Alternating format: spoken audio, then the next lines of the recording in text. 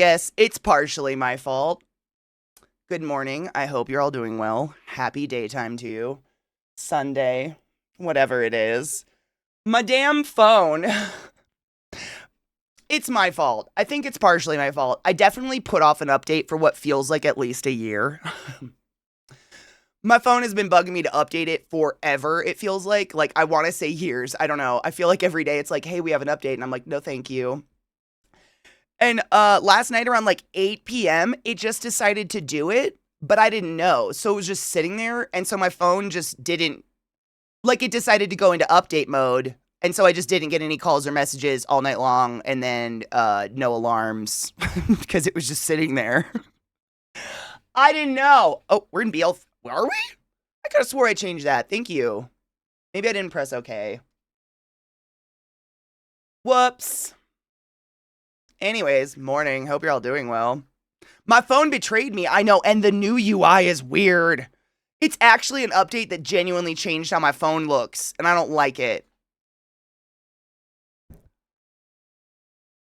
Good morning, Cocky.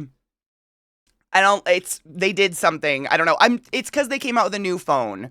So, like, this is the update probably. I don't know, Samsung. But they changed the UI. So, like, I was literally just talking. Yeah, I hate it. It just forced itself on me last night in human. Like, I've literally been avoiding it for what feels like years. I've been denying this update for so long because I'm just like, I don't need it. I'm fine. And it hit me last night. And I don't like it. I was literally just, it's a stupid complaint. But one thing I don't like about this phone is it's just big enough where I can't one-hand it. I can't reach the other side without, like, doing this, you know? And they moved all the AI further up on the screen, so now I really can't reach it. Damn updates. Fuck them. The upper right corner is broken. Yep, the upper right corner, and there's something else. Good morning, Sinimuis. Here, I'm here! Good. I hope you're doing well, Honeybean, and cheers.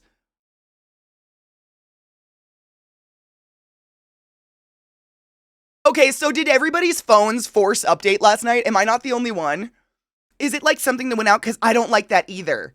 Instead of a phone battery, I didn't know what that was until you just told me. It has a little circle with a number. Is that the percentage my battery's at? I hate it. Why? It's so weird. I'm glad I'm not the only one, but yeah, I've been putting off that update for quite some time, and it finally went through, and they changed the UI and kind of fuckeried it on me. I can't swipe down without getting the shortcut buttons instead of swiping away notifications. Oh, that's nice. David, I think it's because you have the new phone. We all are getting your UI now, and we don't like it.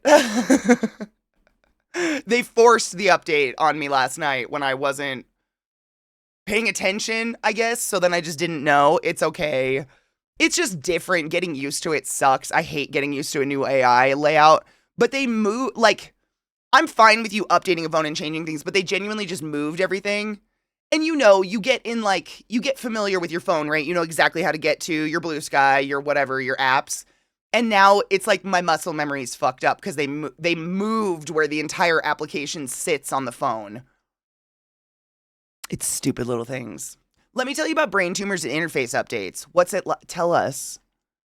I don't want to be excited to know about your brain tumors, but, like, I am morbidly curious about medicine. You know that.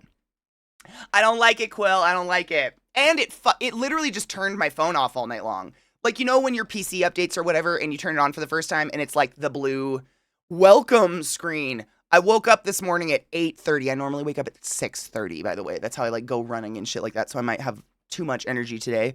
I woke up at 8:30. I'm like, what the fuck? Go to grab my phone, and it just does this really beautiful, like, sunset screen gradient, and it's like, welcome. I'm like, what the fuck is this? Update. It did it. It finally pushed the yeah, that fucking welcome screen was sitting there. I'm like, you can't update my phone if what if I had a job where I actually had to go clock in and I lost my job because my alarm didn't go off? I've had jobs like that where you're late one time and your boss is like, whatever, bye. You can't do that to a phone. Fuck. Yep, it changed the look of all the default apps and it just moved. I don't know. It's so dumb. It moved them. It moved everything. Oh, see, Nemois, absolutely. If you ever wanted to do something like that, I would plan something like that. But only if you want to do something like that, because it's your tumor, for fuck's sake. Have you named it? You should name it. I have a few ideas.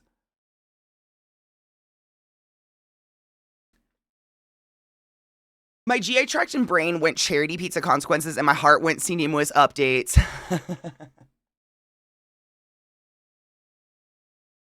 Honestly, I don't think Rod or I had any negative repercussions from the pizza.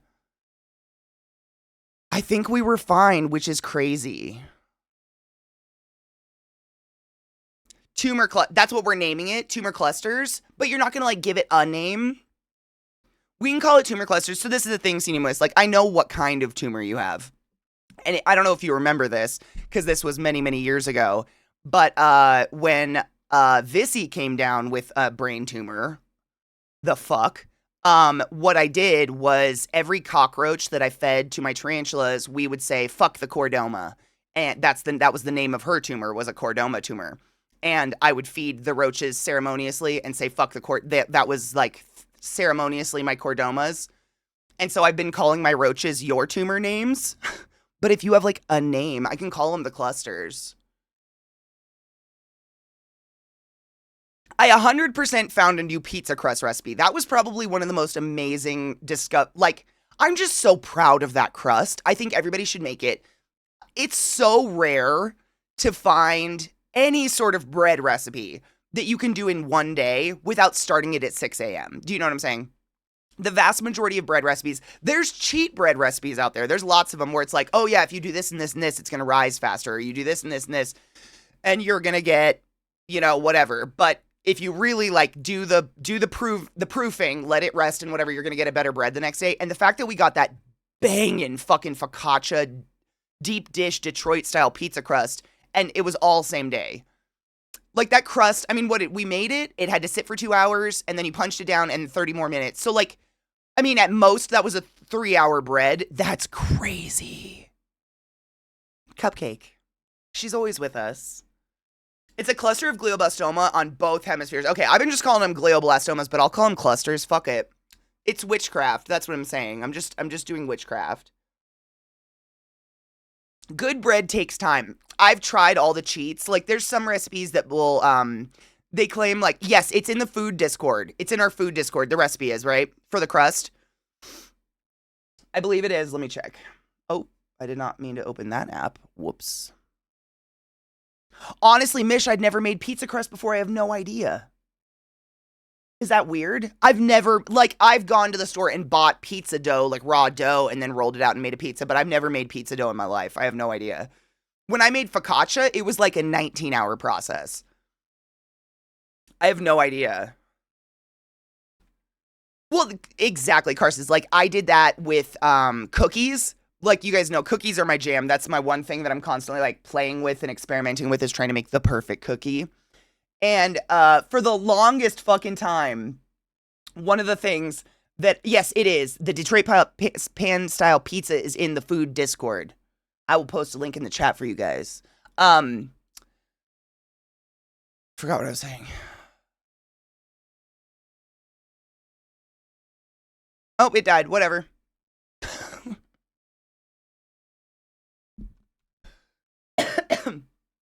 Oh, cookies. That's what I was saying.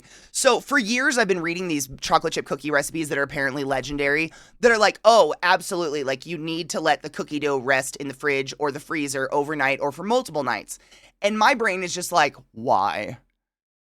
Like, genuinely, why? What's the point? You're cooling it down for one thing, which is going to slow down / halt any process that's going on in that dough, but it's real. Like, it's another one of those cases where Katie had to eat her words. It's the cookies are better. I've literally, like, made a batch right away, saved them, made a batch the next day. They're better. I don't know why. I do not understand the science. What the fuck? Is it the sugars? Something happens that's magical with cookie dough where you roll it up, stick it in the fridge or the freezer overnight, and then use it the next day. Oh my fucking God. But it's things that I don't understand that I shunned for years, because I was like, if I have a craving for cookies right now, it's because I want them right now, not tomorrow. Like, there's never been a time in my life that I'm like, I think I'm going to make cookies for tomorrow. Never. So it's upsetting. So usually what I do is I make a double batch. I make like 6 cookies on the spot, get my cookie craving out of the way, and then I save the dough for later and I make it like 3 days later and it's always better. But there's never been a moment where I'm like, I think I'm craving cookies tomorrow. No. You can make bread. You can make good bread without time, but it helps. You know, I'm growing thyme in my garden now. I'm gonna be able to make like real, like I'm gonna be able to make bread from my garden. 100%, it's better. I usually do a food processor pizza dough. It takes no time. Let it sit in the fridge for 24 hours and it's good to go. Till this one was a Detroit style. So I don't know if you've ever made focaccia. By the way, if you guys don't know, Tilda streams and is a chef. Cooks all the time, is fucking amazing. Please give her a follow. I did a Detroit style pizza, which I'd never done before, but it was basically focaccia. If you've never made focaccia before, it was crazy simple. Like I just posted the recipe in chat. It was crazy easy and it was perfect. Till, I don't know if you got to see the bottom of my pizza. Like I posted pictures of the top because it just turned out so pretty. The pizza was just gorgeous, let's be honest. But dude, the crust was just... I literally like ran to Zach's stream and Zeke sits back. He's like, all right, tell us what you're doing. And I'm like, okay, so what we did. And he's like, no. Tell my community about your charity. And I was like, whatever, charity's fine. But look at the bottom of my pizza. By the way, we are raising money. And today is the last day to add ingredients for the sandwich because I have to shop for it and whatnot. So if you would like to donate to our St. Jude Children's Hospital charity, every $10 gets you an ingredient into a fucked up sandwich we're going to make that will probably become legendary, similar to the pizza we made this Friday. So if you would so care, we're less than $500 from our goal of 5,000, which is amazing. And I know this like doesn't really matter in the long run, but if you guys remember last year when we raised money for St. Jude and Danica and I kind of went at each other's throats, we're beating that bitch right now. I'd like to continue that. Thank you. Cheers. I hope you're all doing well. Crispy has volunteered to help me with the sandwich, dude. Crispy's a fucking beast. Literally, we were talking about it yesterday, David, and Crispy was like, you know, I was thinking of taking the day off, and I talked to my boss about it, and my boss was like, you're doing charity for children. Go away. Which is so nice, because I would never, ever, ever, ever, ever ask for this ever in a million years. Like, the fact that Crispy even wants to do any of this is so kind and so selfless. Like, I genuinely would just stack ingredients on bread with the hash browns and call it good. And be miserable, probably. Like, I know, that's what I was cuteness. Get this. This is what I said when Crispy said that. Like, my jaw dropped. And I was like, bro, I worked at a legendary hospital and I never had that level of support from a boss. I did, like, I worked at Hopkins when we started raising money for St. Jude. Nothing. They didn't give a fuck. It's just so bizarre. I'm at least taking a victory lap because people are getting really angry at me on TikTok. Everything else sucks. Hey, that's kind of fun. That's a decent human being as a boss. What is it? I know. I'm kind of thinking, like, are you sure you're talking to a boss? Good morning, Vex. Are you doing better today, Honeybean? It was a sexy fucking crust, Hill. And it was really good. Like, I was saying this after we made it, but I actually went through a period of time in my life where I self-proclaimed hated pizza. Because I had been served raw dough so many times, like at least this many times, that I just gave up. I was like, I'm not going out for pizza anymore. Because my family, I mean, bless them, they love a big fucking heavy stuffed crust, like all the toppings you can possibly imagine on a pizza. And unfortunately, because of that, the dough ends up not cooked in the middle. My pizza was cooked all the way through so fucking perfectly. So perfect. I cracked it right down the middle. You know, if you do bread or anything like that, like, you don't sit there and do nice slices off your bread to check the bread. You fucking pull it out of the oven, wait 30 seconds, which to you feels like 3 hours, and you crack that shit in half. And you look at the crumb. That's all you care about. Like, did the crumb turn out? And then you can eat it. That's how I felt about the pizza. I just fucking whacked that shit right down the middle and opened it up and then showed everyone the cross section. Because that was my biggest fear, was that we'd have raw dough going on. And if you have never had the pleasure of biting into a slice of pizza / calzone and you think you're getting a cool cheese pull, but actually it's salt granules in raw fucking dough. I cannot explain to you how disgusting that is. The, like, meal ruiner right there. Fuck it. Also, you shouldn't eat raw dough. Raw flour is very dangerous. Look it up. But yeah, I'm just so proud of it. I'm so proud of the bake on that. It was perfect. And it was, what was it? I think we decided it was 13 minutes. And this is Colorado recipes though. So if you're following that recipe that I posted in chat, follow that recipe to a T. Because I live in Denver and I'm at this weird elevation, we have to do slightly hotter and a little bit longer because we have less oxygen. Genuinely. Like room air is around 21% oxygen. We're around 20, which is weird. So I did 525 for 13 minutes. I did 525 10 minutes on the dessert pizza and it wasn't as good. The other pizza was better because I did an extra 3 minutes because it was bigger and I thought it needed it, but I think the other one needed that as well. 13 minutes 525 is what I did and it was fucking perfect. Perfect. Like so good. Meh. Boo. I don't know what's on the docket for today. I think maybe Tiny Tina's Wonderland? I don't know. I don't know if we said we're playing it tonight or what the fuck, or today or what the fuck. So what happened yesterday, Vex, was we got to the point of no return in Borderlands 3, literally like 30 minutes before I normally end stream. So all of us were just sitting there, we're like, you want to do it? You want to just fucking do it? So we went until like almost 5 o'clock last night, just busted that game out, just fucking finished the bitch. Which I have nothing new to say about the game that I haven't said thus far. The ending was very subpar. The bad guy's very subpar. The story writing was pathetic and sad and made me sad. But the gameplay and the guns and the fluidity of movement and everything was so much fun that it balances it out. Like, it just feels so good. But the story and everything else can fuck itself. But we finished it yesterday, and so we were all so fucking tired because we just played 8 hours straight of Borderlands that at the end of the day, I think we were all just like, bye, we gotta go, bye. Because I had to take my dogs out. Literally, I had like 30 minutes before movie night. So I had to get the dogs outside and everything. So we didn't even discuss the plan for today other than download Tiny Tina's Wonderland. Like, that was it. But I don't even want to talk about it. Do we even talk about what happened last night in movie night?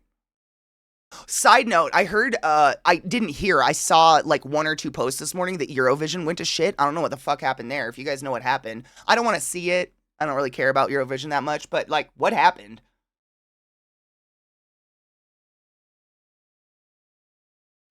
Should we actually play the DLCs? Do I have to buy them?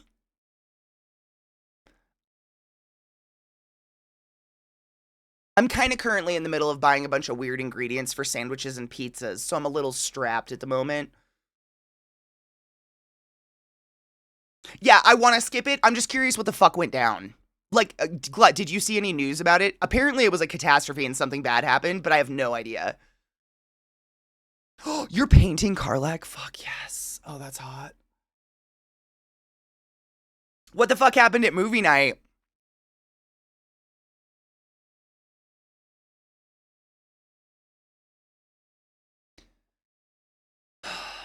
We watched the Borderlands movie. Or did we? It was so bad. Like, I had to stop talking because, I mean, I just had nothing nice to say. I felt like such a... Because this is why. We were always planning to watch it. We had to see it. I have loved Borderlands since the dawn of Borderlands. I love Borderlands. The universe, everything about it. It's one of my favesies, right? I know. You cannot prove that, CK. Unrelated. My bog needed a deep clean. So did mine, actually. Mine needed a ridiculous deep clean today. Should we dirty it? Yeah, Borderlands watched us. So this was our theoretical like plan. Finish Borderlands 3, which was the story, whatever. Watched the movie last night, which we did ish, maybe. I don't know. We might have blacked out as a group, and then play Tiny Tina's Wonderland immediately afterwards to refresh and reiterate our love for the franchise. Because that wasn't it. My deepest core of my being wants to say that the Borderlands people were not involved with that movie, but I know they were. I know for a fact they were. And yet, a child of Iridia.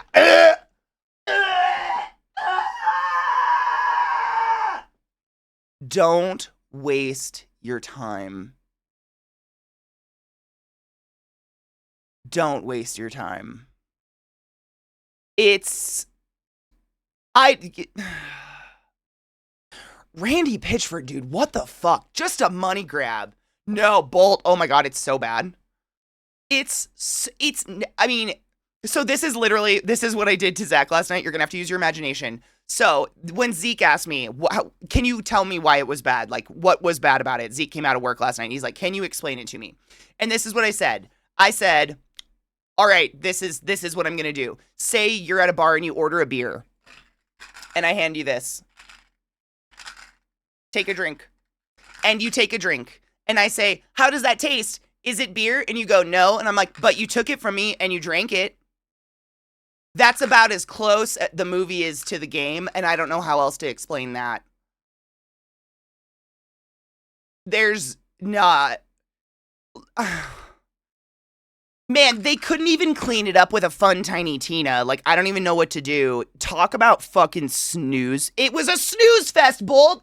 It was a snooze fest. It had no soul whatsoever. It was just great actors. Like, this is honestly, the whole time I was watching it, all I could think is that Randy, like, saw that these people were interested in being in the movie, like, big fucking named actors and actresses, and he was so gussied up by that and flattered. He was just like, yeah, I can't believe Activia wants to be in my movie. Yas. And that's what he did. Because the casting makes exactly fuck all zero sense at all. I don't understand. I don't understand any of it. There's no effort. There's no effort. The wigs looked so bad, by the way. I'm so sorry. But in this day and age, I know for a fact we have perfected lace edges. Like, we have gone so far with wigs. What the fuck is going on there? It was just depressing. It was really depressing. But honestly, it was kind of a mood lifter. Like Borderlands 3 is better than that movie. Crazy, right? Fucking crazy. That's crazy. But it was better. There was no heart, no soul, no nothing. Nothing felt like Borderlands. It didn't feel like Borderlands. Do you know what I mean? The bar is very low. It was a cash grab. Like, this is the killer, and we said this before ever watching the movie. Had you made this movie and not stuck the name Borderlands on it, I might have been slightly interested. But you stick Borderlands on it. I'm going in expecting some Borderlands, and that is not what you gave me. I mean, within the first 5 minutes of the movie, they introduce Kevin Hart and make a short joke. Like, within 5 minutes, I'm like, that's what this movie's gonna be. Okay, sure.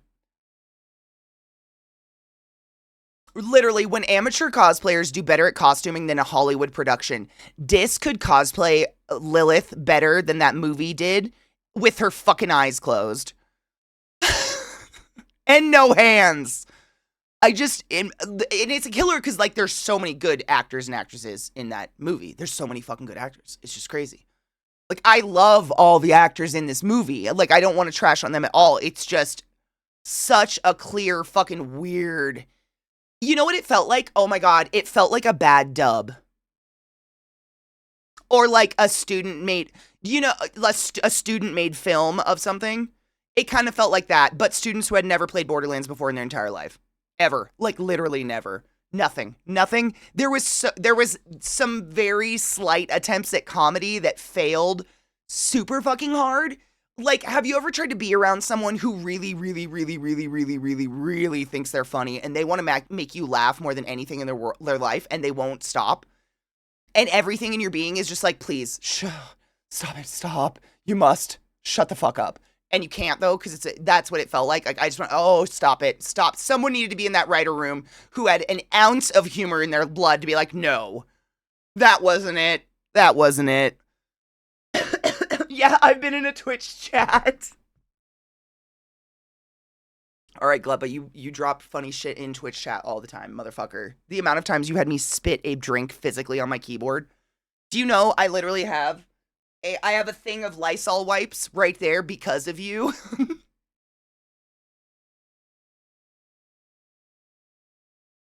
Didn't Borderlands come out 6 months ago? I have no idea when it came out. I had no plans or wants to see it, but because we were playing the series, we figured why not throw it in? Get it out of the way. Now I've seen it, and no one can tell me I haven't, and I can speak to it's fucking terrible. Fan films on YouTube are literally better. 100% better. Yes, the scripts YouTubers are writing are better than what the fuck happened with this movie, and I don't know what happened. Like, was this part of the writer's strike? Like, were writers on strike when this movie was made, and they just grabbed some people off the street, and they're like, hey, have you played Borderlands before? Claptrap was extreme. I mean, man. I'll say this. Somehow, Jack Black plus those writers for the movie managed to make Claptrap even more obnoxious and intolerable than he is in the fucking game. Which is wild, because you guys know, like, we literally follow him around in the game, trying to shoot him. He drives us fucking crazy. But my god. That's Cinemas. Well, that's what I'm saying. I don't know if you heard me earlier, but I was saying, like, Dis could cosplay Lilith with her eyes closed and her hands tied behind her back better than this movie did. I hope she gets a chance. I wouldn't even say waste your guys' life minutes on this movie, but tell her to go look up the characters. Just look at the wig lines. Look at the lace fronts, the lace edges. They're not even glued down. I saw lace flapping in the wind. It was...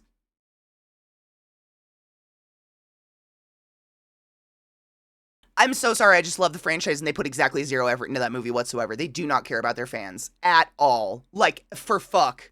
At all. Yes, complete soulless rich person movie. Yes, very much so, yeah. Should have had the actors, actresses play the game and partner with crossplay community and the Borderlands fans. Dude. And it's such a shame. I mean, you reminded me of this, Zaf. It's such a shame because look at all the amazing video game shows / movies that are coming out. Last of Us. Hello. I have not seen the new season. No spoilers. I haven't played Last of Us 2 yet, so shit. We will be playing that soon. Last of Us and Fallout. Like, it's impossible for that Borderlands movie to go anywhere because we know it's possible to translate our video game world into an amazing cinematic adventure, and you just didn't do it. Like, I'm so sorry, but World of Warcraft has better cutscenes than that Borderland movie, than the entirety of that Borderlands movie. It's just a shame, because it's a shame. It kills me, because that's probably the end. We're never going to get another Borderlands movie. That's going to be the end. No one ever wants to support that again. And what a fertile, beautiful world you could have created an amazing movie out of. Like, imagine if they would have taken that movie in the direction of, like, hiring an animator from Love, Death, and Robots to make, like, like, an animated form of the movie. And animated those characters, and you could still even use the same voice actors. I don't even give a fuck. Use the same actors as voice actors. But imagine that, and then imagine, like, the world builders for Avatar creating a digital world of Borderlands for a movie. Can you have fucking... I'm gonna cry thinking about it. Can you fucking imagine how magical that would have been? Magical. And yet, this is what they did. I don't know. It's just so sad. There's more soul in Twitch chat than in a Borderlands movie. I was extremely high for that movie. I was as well. Oh my god, Tom, I hope you have a good time, Honeybean. Dis made a swimsuit Moxie I always thought was spot on. Her Moxie's fucking perfect. Yep, I remember she showed me her Moxie because I did a very half-assed I mean, not half-assed, but I did like this. You know, I didn't have a costume or anything like that. Imagine if they'll put Will Ferrell and Ryan Reynolds in charge. Could have been amazing. Could have actually been maybe funny. Maybe had some of the humor of Borderlands, but nothing. Like, just as an example, you guys know who Tiny Tina is. We're literally maybe going to play Tiny Tina's Wonderland today. You guys know who Tiny Tina is. The chaotic, crazy, bomb-heavy little bunny lives by herself. They made her the most sad wet towel character ever. Like, her dialogue is so fucking cringeworthy, I want to die. She's sad and she misses her family and she was taken away when she was little and now she's just a little girl in the desert who can't take care of herself. I'm sorry, what? That's not the Tiny Tina I fucking know. What? Kate seemed excessively bored. Oh, and Kate is English, right? Correct me if I'm wrong. Kate is English. I don't. Why are we hiring British actors for a very, very, very, very, very American accent, very American, like among all the other, the casting is just fucking weird. I don't know. Like, part of me thinks she sounded so bored because she was putting on that American accent the whole time, and it's a lot more difficult for anybody, even professional actors, to inflect the correct emotion when you're not using your natural tone. So I feel like she was just like this all the time and just very pronunciated and very robotic and fucking bored and boring. That was more inflection than she used in the whole movie. But I really like her. She's amazing. But she's too old for the role. I'm too old for the role. This is not an ageist thing.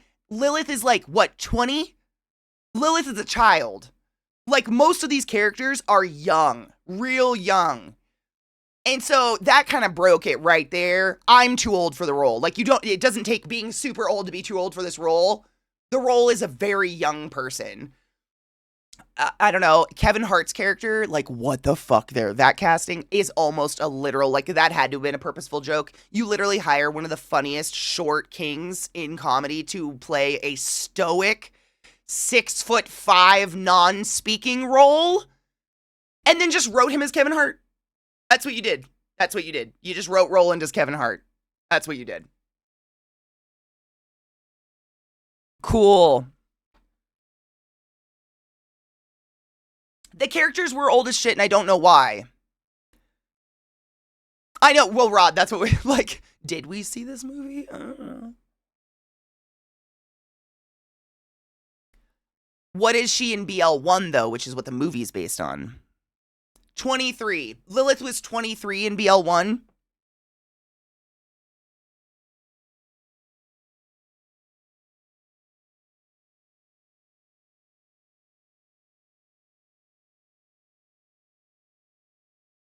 We would have cried with the magic, 100%. Dude, I love the new, okay, we watched the new Love, Death, and Robots season. No spoilers for those that haven't seen it.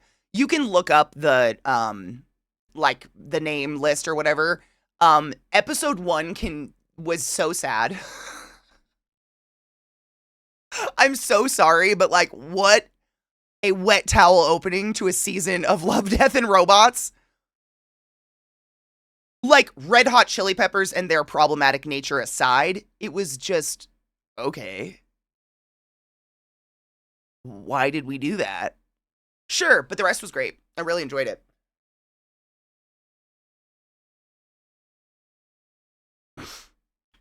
You packaged it and you fucking sold it!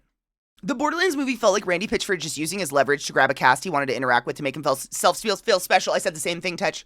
Literally, I said that's the exact feeling I got, was like, Randy was just like, oh my god, all these famous people want to be in my movie. Oh, I'm so special. When, like, I don't think any of them have any idea what the fuck Borderlands is. And I hope, really, like, I hope at least, like, Kevin Hart ends up playing it with his kids or something and feels bad about what he did. I hope all of them feel bad about what they've done. Not really. The actors, it's fine. They just need a job. It's not on them. The casting, though, what the fuck? It's like that meme of Steve Buscemi in 30 Rock. Hello, fellow kids, with his fucking skateboard. Yeah, literally Glut used that meme in our movie night the other night, and I can't remember why. I think we were talking about if two people made babies who had huge eyes. I love the Zima Blue vibes in 400 Boys. Me too. And only yesterday learned the creator of those is not a POC. Really? Dude, Zima, the Zima creator. There's Zima Blue, and then there's the whales, and then there's one in this new season. I love that animation style so much. I mean, I love all of them. I could say that about literally every episode. Like, I love, Death, and Robots so much. But that animation style is so sick. I just saw a meme. I'm at my clit's end.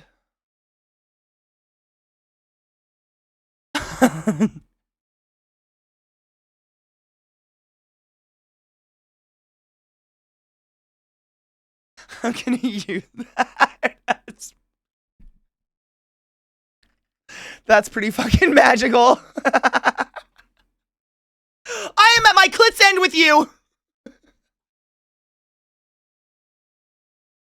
I love that so much. I love it because all I think about is like all the crazy sayings that like my parents had growing up. Like, it's colder than a witch's tit out there. I could cut ice with my nipples. like they have all those, and it always has to do with nipples or something. Next time around them, I'm at my clit's end. My friend, go to your hood.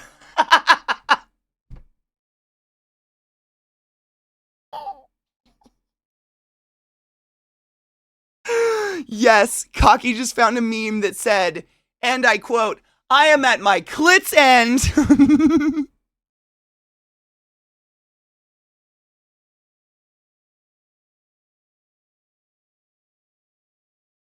That's fucking beautiful. I'm at my cloaca's end. No. Right, like on the tip of your tongue. Or like, what is it? There's a saying, I'm at the end of my rope. It's like you're about to tip over the edge. There's a saying, what is it? Is it, I'm at my rope's end, I'm at my wit's end. I'm at my wit's end, that's what it is. I'm at my wit's end with you. I'm at my clit's end with you. Yes. Yes, Super Baba, wit's end, thank you. Yep, you're at your wit's end with them, but it's your, which is great, because for the most part, clits are pretty small, man. That's a short diving board.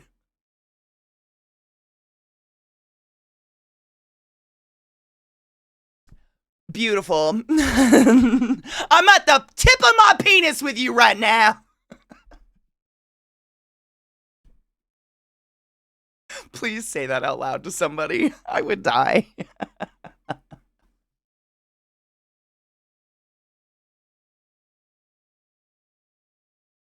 I've had it up to here with you.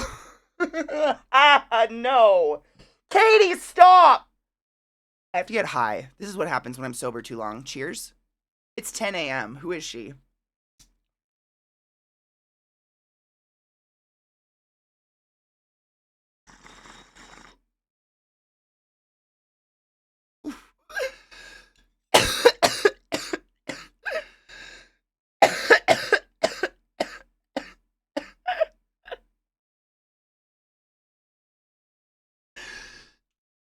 It's that one brain cell doing its fucking best, though. She's doing her best.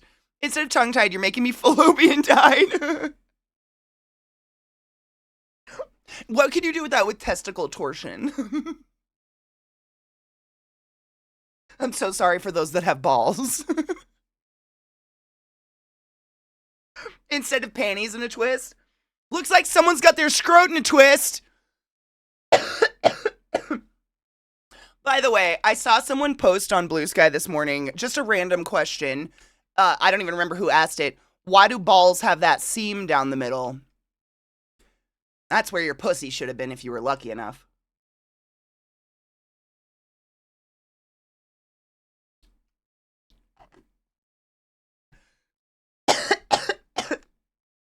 That's the bussy. Thank you very much. Don't testes me. Jesus Christ.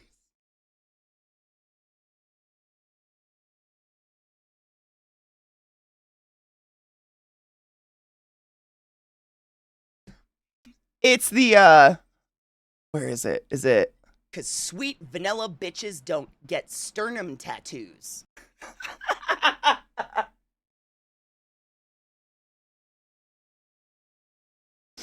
Not to single anyone out in particular. Sweet vanilla bitches don't get sternum tattoos. I'll say real talk, since your friend is here. Is it a bullseye? And have you asked someone to fill in the lines? Because I would.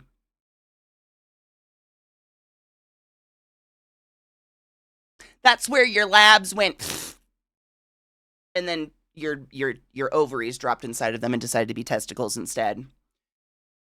It's an all-seeing eye. Is that supposed to make me think it's a worse bullseye? Because I'm so sorry. You put an eye on your face somewhere, and if I can ejaculate something into it, I will. Is that supposed to make it like? Oh my god! It's from a D&D a tabletop show I was a part of.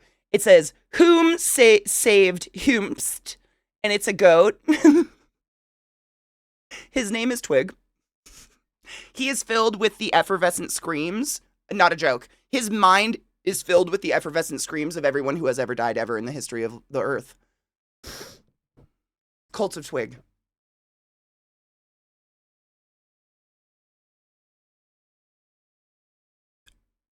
I have to burp. It's gonna happen.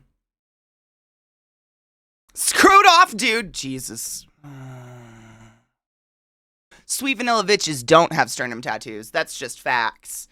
Big news, you'll like the latest. Lost in Random is coming to Game Pass. Lost in Random I played, but it's their, or you mean the latest by the company, the new game? Thank fuck. Good. I'm so excited for that game. I can't even remember what it's called. Gas, no shit. Do you want to know a fun body fact? I know you know I worked in medicine, so this isn't shocking. So you know cum gutters? How people that are very, very thin and lose, like, literally all of their body fat, and suddenly people with penises, like, you can see those fucking, like, dick lines up their hips? That is actually an abdominal muscle that dropped with your ovaries, now testicles, because your chromosomes got fucked up and you weren't lucky enough to be born with titties. Literally, your ovaries drop down and take an abdominal muscle with them. That abdominal muscle is called the cremaster muscle. Not a joke. Cremaster muscle. And that is why your balls can move up and down and, like, independently of each other like a lava lamp. And that's why when you're cold, they get sucked up to your body. And when you're hot, they get dropped down. That's that muscle controlling them. Cremaster muscle. You're welcome. You can't write this. You couldn't write this as a joke because it's real. It's too flat out. Like, it's too great. But yes, absolutely. Yeah. Crazy, right? I know! Bodies are fucking cool. So next time you're, like, giving yourself that's why, like, when you get kicked in the balls, your tum-tum hurts. Because you get kicked in the balls and that abdominal muscle goes, ugh! And all of your other abdominal muscles go, ugh! Because they're all connected. That's why your tum-tum hurts when you get kicked in the balls. Crazy, right? Crazy. Lost in Random. Nuts in a knot.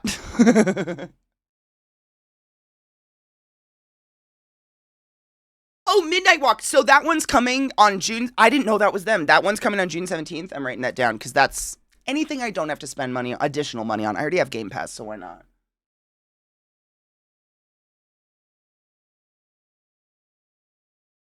June 17th is what you said. Got him.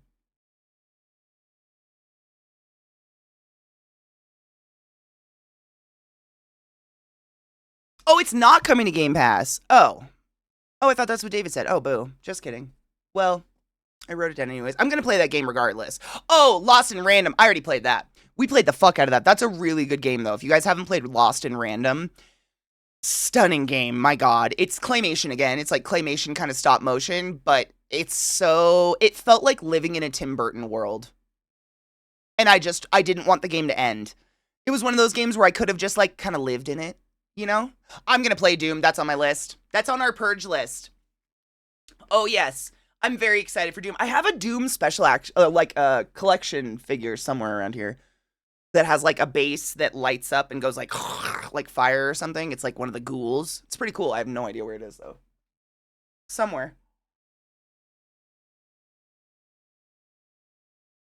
So, cum gutters get hernias? They can. Absolutely. 100%. Yes. Yeah. Really, anyone can. Hernias happen because of weakened abdominal muscles. So they tend to happen in people who, like, have extended abdominal muscles because they have visceral fat. So I've talked about this before, but, like, I know I'm a broken fucking record, but there's two ways we store fat. So if you've ever, and the only reason I bring this up is because it's really easy to visualize. So if you've ever seen someone that has, like, really, really skinny arms, really, really skinny legs, but they're like an apple in the middle, that tends to be a storage of visceral fat. Also, if you've ever seen someone who has the quote unquote beer belly, so, like, they tend to be skinny all over, but they've got, like, a beer belly, that's visceral fat. And it just comes down to genetics. Genetics decide how you store fat. That's it. Some people store it viscerally. Some people store it muscularly. So, like, I store fat on the muscles So like on the outside, I have flabby fat. I don't get like abdominal muscle. Or abdominal fat in the viscera. I don't remember why I'm even talking about this. Oh, hernias. Okay. Um, so people who genetically tend to store fat viscerally as opposed to intermuscularly, they tend to have distended and separated abdominal muscles. Like your abdominal muscles look like this, and they tend to stretch out, and then they do this, similar to like a pregnant belly. I'm sure if you've had a child, they've talked about this before. Like sometimes they'll actually go in and restitch those abdominal muscles together for you. Because if you're really small and you get very, very pregnant, they literally bust apart like that. And that's where hernias can happen, i.e. intestines busting through the walls and creating an issue. But I'm sure you know this, like the vast majority of the time when people with penises get hernias, the intestines literally fill up their ball sack. And it's because that muscle's a direct line straight into the nut sack. So if a hernia happens in that abdominal area, those nuts are going to go to the place of least resistance, which is the empty sack of your nuts. So literally when you get a hernia like that, your balls will fill up with intestines. It's pretty fucking wild. Is it too early for this? Cheers?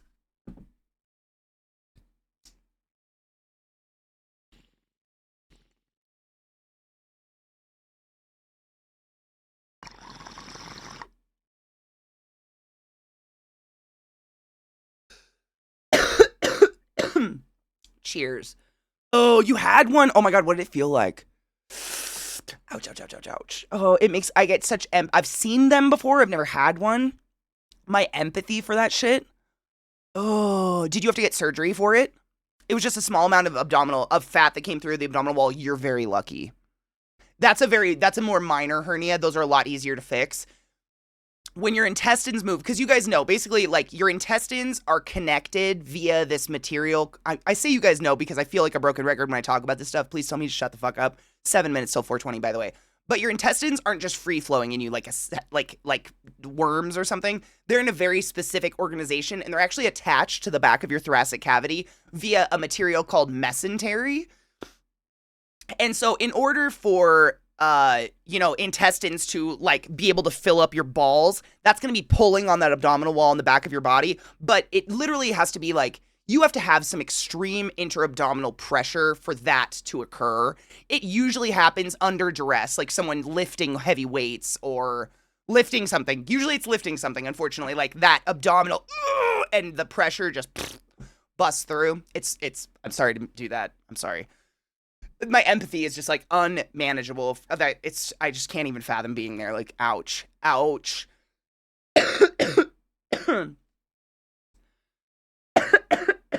It wasn't painful, really, but yes, I had surgery. I'm glad you had surgery to put it back together, but I'm glad it wasn't painful because I've seen people come in just in fucking like silent tears.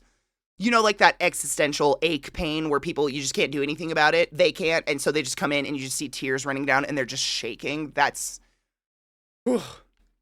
Oh. They wiggle, they do. Your intestines are lined with a smooth muscle that helps them. It's pretty epic. It's actually super interesting. Thank you. I have a plethora of gross information in my brain, and sometimes I try to hold it back because it is early, and I don't want people to be like, the vast majority of the time, this time of day, people are like, Katie, I'm eating, and I'm like, you're here every day. How do you not know this is going to happen? I'm inevitably going to talk about something gross at least once a day.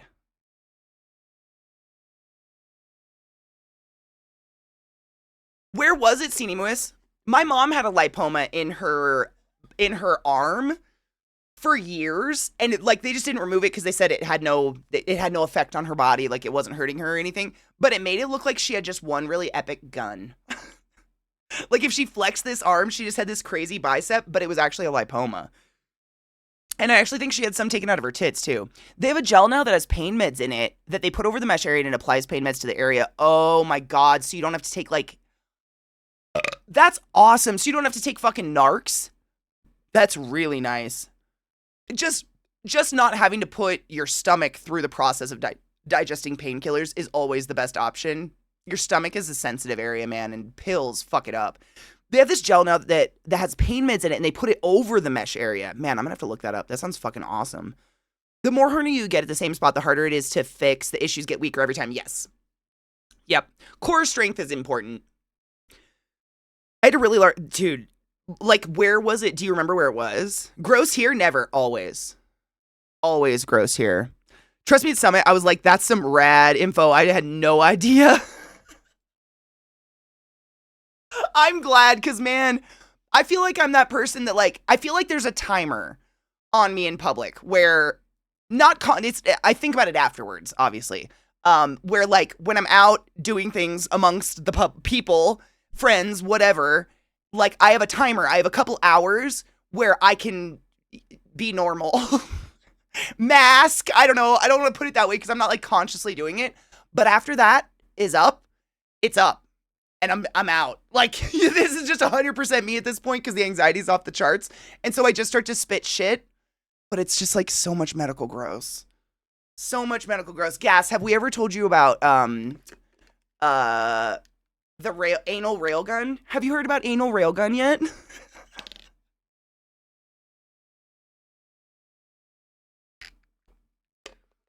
That's awesome, Super Papa. I'm shocked because that's just advanced so much, considering what it was when I first went into medicine. 8 pounds. Oh my God.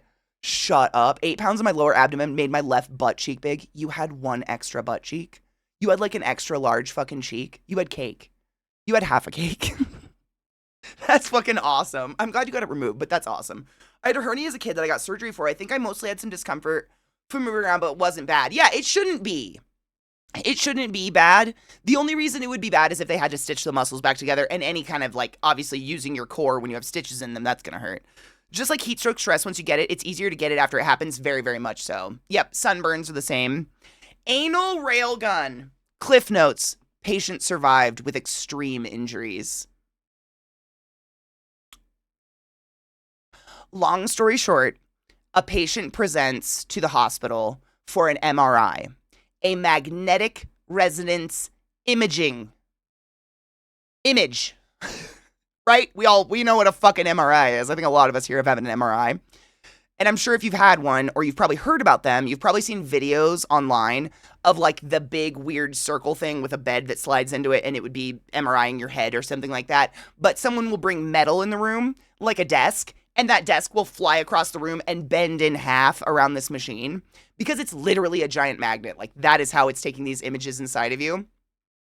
So when you come to get an MRI, we have you stripped down to a gown, no bra, no nothing. You can't have metal snaps on. You can't have pins in your hair, nothing. No metal. Like, it's a pain in the dick for someone like me. I'm covered in piercings. Like, oh my God, it was such a pain in the ass every time I had to go in an MRI.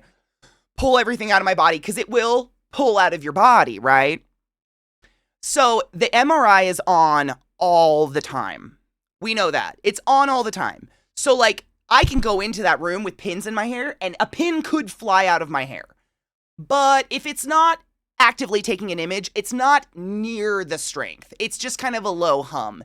So things might move in the room a little bit, but we still don't want any, like a badge will hover, you know what I'm saying? Versus if it's on actively taking an image, your badge will pull off of you. So that's the difference. So, patient presents to the MRI with a plug in their ass. I don't know how else to put that. There are a lot of people out there, if you're about to shame this person, there's a lot of people out there who just daily plug. Like, we know this. People plug, right? That's the thing. People like plugging. We ain't here to hate on that. Here's the thing. This human being's butt plug was allegedly 100% silicone. So they went into this MRI thinking they had 100% silicone in their ass, and I'm here to tell you they didn't. It had a metal core. So when they first go into the MRI and they lay down, obviously nothing happens because that MRI is on, but it's not actively taking an image, so it's not at full power right now, so nothing's happening. There is a photo, we could look it up if you'd like, an x-ray of what this person's insides looked like at the moment of incident, but they turn the imaging on, immediate blood-curdling screams, turn imaging off. This butt plug literally travels from their anus past their kidneys into their liver in one, like, millisecond of that imaging machine being on. Anal railgun. Patient survived with extreme injuries. The narrator. It was not. Yep, there's literally, it's kind of like, I don't know if you guys do this up north, Pat, but we have, I'm trying to think of the name of it. There's this company that went around and taught hospitals how to organize efficiently and how to run efficiently. And it has a lot to do with taping the ground in our storage units where we keep the ventilators and stuff. So everything has like its very specific spot in a storage room or something like that. But we did that too. Oh my fucking God is correct. It's the pegging nobody wants. It's the forbidden pegging. I don't know, man. Fallout 4 script, no one liked this.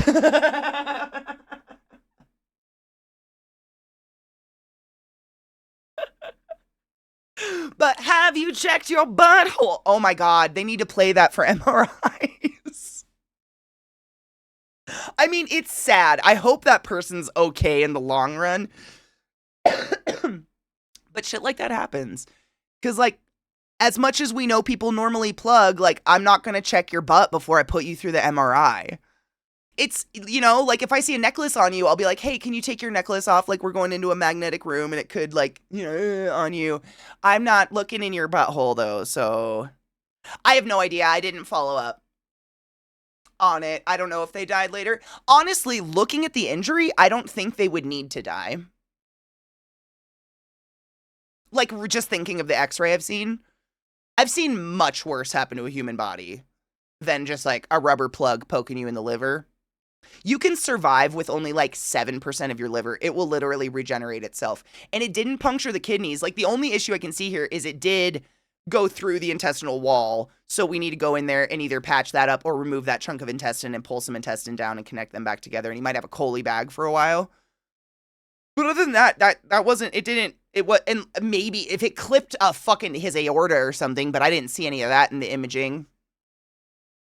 I don't think we need that. I don't think he would need to. I don't know how to word that. You know what I'm saying?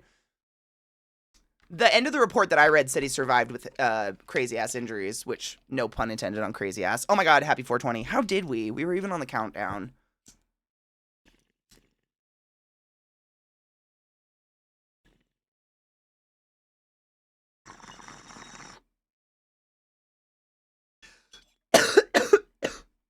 Oh my God. Imagine anal railgun the opposite way. Turn them into a human Beyblade.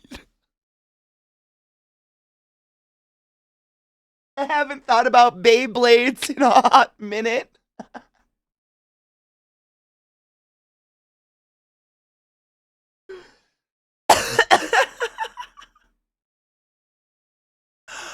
Side note, Cocky, I had a friend in high school who always wanted to get a tattoo of an eyeball on her lower back.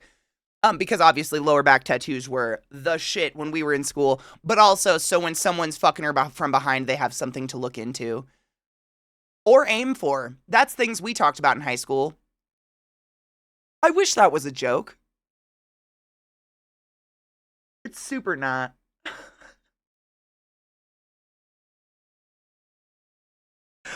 Pull out anal beads like you're firing a Beyblade. Starting a fucking lawnmower.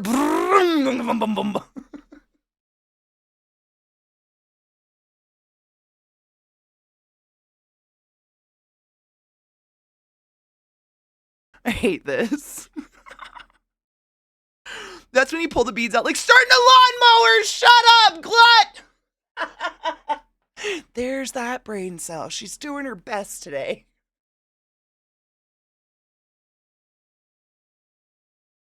God damn it. Ugh.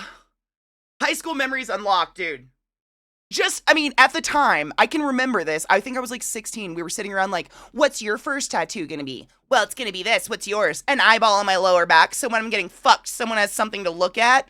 We were fetuses. What the fuck? Why did I even know what that? Oh, I was probably looking at porn.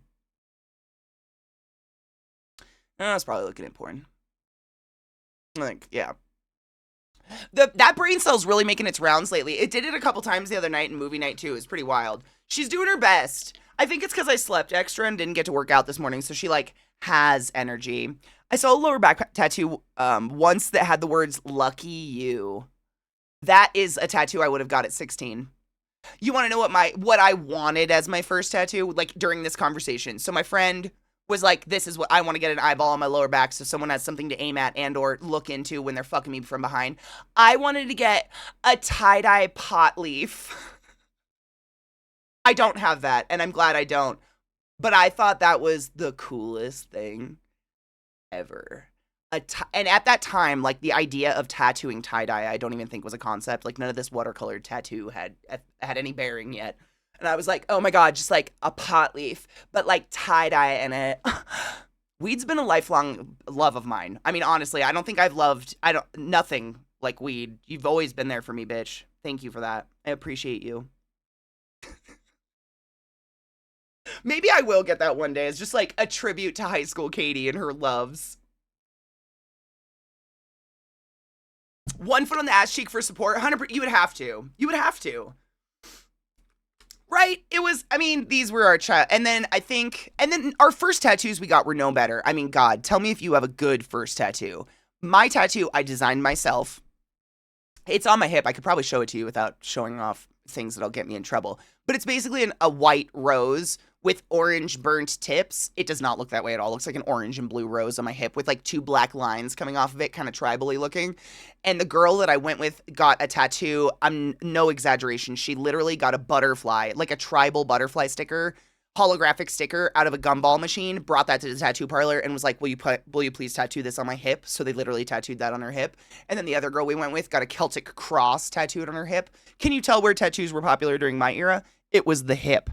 None of them are great. No one has a great one. It's usually tribal of some kind. It's great memories, though. It's good memories. I wanted the radiation symbol or nuclear symbol. I decided not because I didn't want people to think I was infectious or something. Dude, if someone looks at a tattoo on your body and thinks you're infectious because of a tattoo, get away from that person. Run. You know what you should do? Get DNR tattooed between your titties. That one really throws us off when we go to do compressions, let me fucking tell you. It's one of those like, oh, do we? No, go, compressions. What the fuck? We do not follow the rules of a tattoo, by the way. You can get DNR tattooed on your chest, but if your directive doesn't say DNR, I'm still resuscitating you.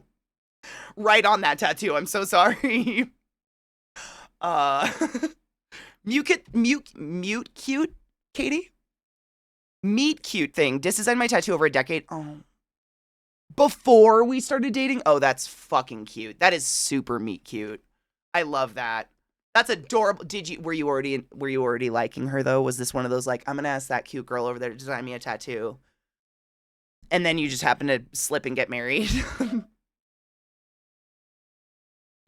Hip, shoulder, neck in my high school area, like the collarbone. I feel like that was my sister's era is either you get some delicate word across your collarbone right there, or you get something right here. Like my sister has it. She has a fox right here, or they have an infinity symbol or something. This is their spot. For me, it was hip bone. Mine's on my left hip. The era right above me, so like Cocky and Viata and all those. Well, I think Cocky, your era was like lower back, right? I think Viata's era was this. If I'm guessing, because it's only a couple years and the tattoo of the era changes. But I think for Cocky, it was lower back. For Viata, it was the tribal armband. You know, just some black swirlies or like barbed wire around your bicep. That was pretty fucking popular. Or it was like the Tasmanian devil on your ankle. Or like, you know, a Looney Tunes character on your ankle or something, right? Or a dolphin. Ankle was big. I know a lot of people around that era that were ankle tattoo. I have no ankle tattoo. That scares the shit out of me. Ouchies. All the bones. Tribal armbands, very early 90s. Yeah. That's like, I'm just going by my cousins. You guys literally are all the ages of my cousins going up, and I'm going by their tattoos. And my cousins that are your age they both literally have, one of them has a tribal and one has the barbed wire. My aunt / godmother, she has Tasmanian devil on her ankle. I've got the hip tattoo. My sister, like every era, right? I think we're missing a lower back tattoo. I don't think we have a girl in our family or anyone that has a lower back I have tattoos on my back, but not like, you know, the lower back tattoo. I think we're missing that in my family. I don't think anyone has that one. But like my brother Nick, who is 4 years older than me, it's a tiger, a white blue-eyed tiger ripping out of his arm. Raise your hand if you know someone who got a white blue-eyed tiger ripping out of their arm. Crazy. Like it's so many. It's that they all look different, but like why all of a sudden did everybody want a tiger ripping out of their arm or something? I feel like that was very, very common. Or a dream catcher. I mean, we all have lower backs. Ankle tattoo, I think, and this is, correct me if I'm wrong, this is just like, because I think too much and I can't turn my brain off. What I think is, Kamikaze, thank you so much for rating my channel today. Welcome, Raiders. That's not what I think it is. Welcome to my channel, and I hope you're doing amazing. I think it all has to do with fashion at the time and what skin is showing. So, for instance, low-rise jeans. Raise your hand if your era was low-rise jeans. Where is your tattoo? Is it your lower back or your hip? My sister's era, high-rise pants with crop tops. Or like just a sports bra. It's very much the sports bra era. I'm the tank top era. So the sports bra era, they all got tiny tattoos right here on your ribs because you'll get little peaks of it. You know what I'm saying? I think it was that. And like the armband shit, it was because our dress code was you better have a sleeve to here and a collar to here if you have a vagina or present to have a vagina, because any more exposure of your skin is offensive and none of these boys will pass any of their classes. So we were like, what the fuck can we show off? So you got something barely, like where it would show, I think. And like crop pants, what were they called? I want to call them high waters, pedal pushers. That was a style for a while in like the early 2000s / late 90s, ankle tattoos, because that was the skin showing. Like it all has, like your first tattoo is usually where people can see it. You want people to know, I'm 18 and I paid for this pain. So you usually put it somewhere where people are going to see it, and it's like of the era, I think. But I think it's like baby cap sleeves. That was all we could do. That was like I remember being sweltering hot, like literally dripping sweat in class in high school.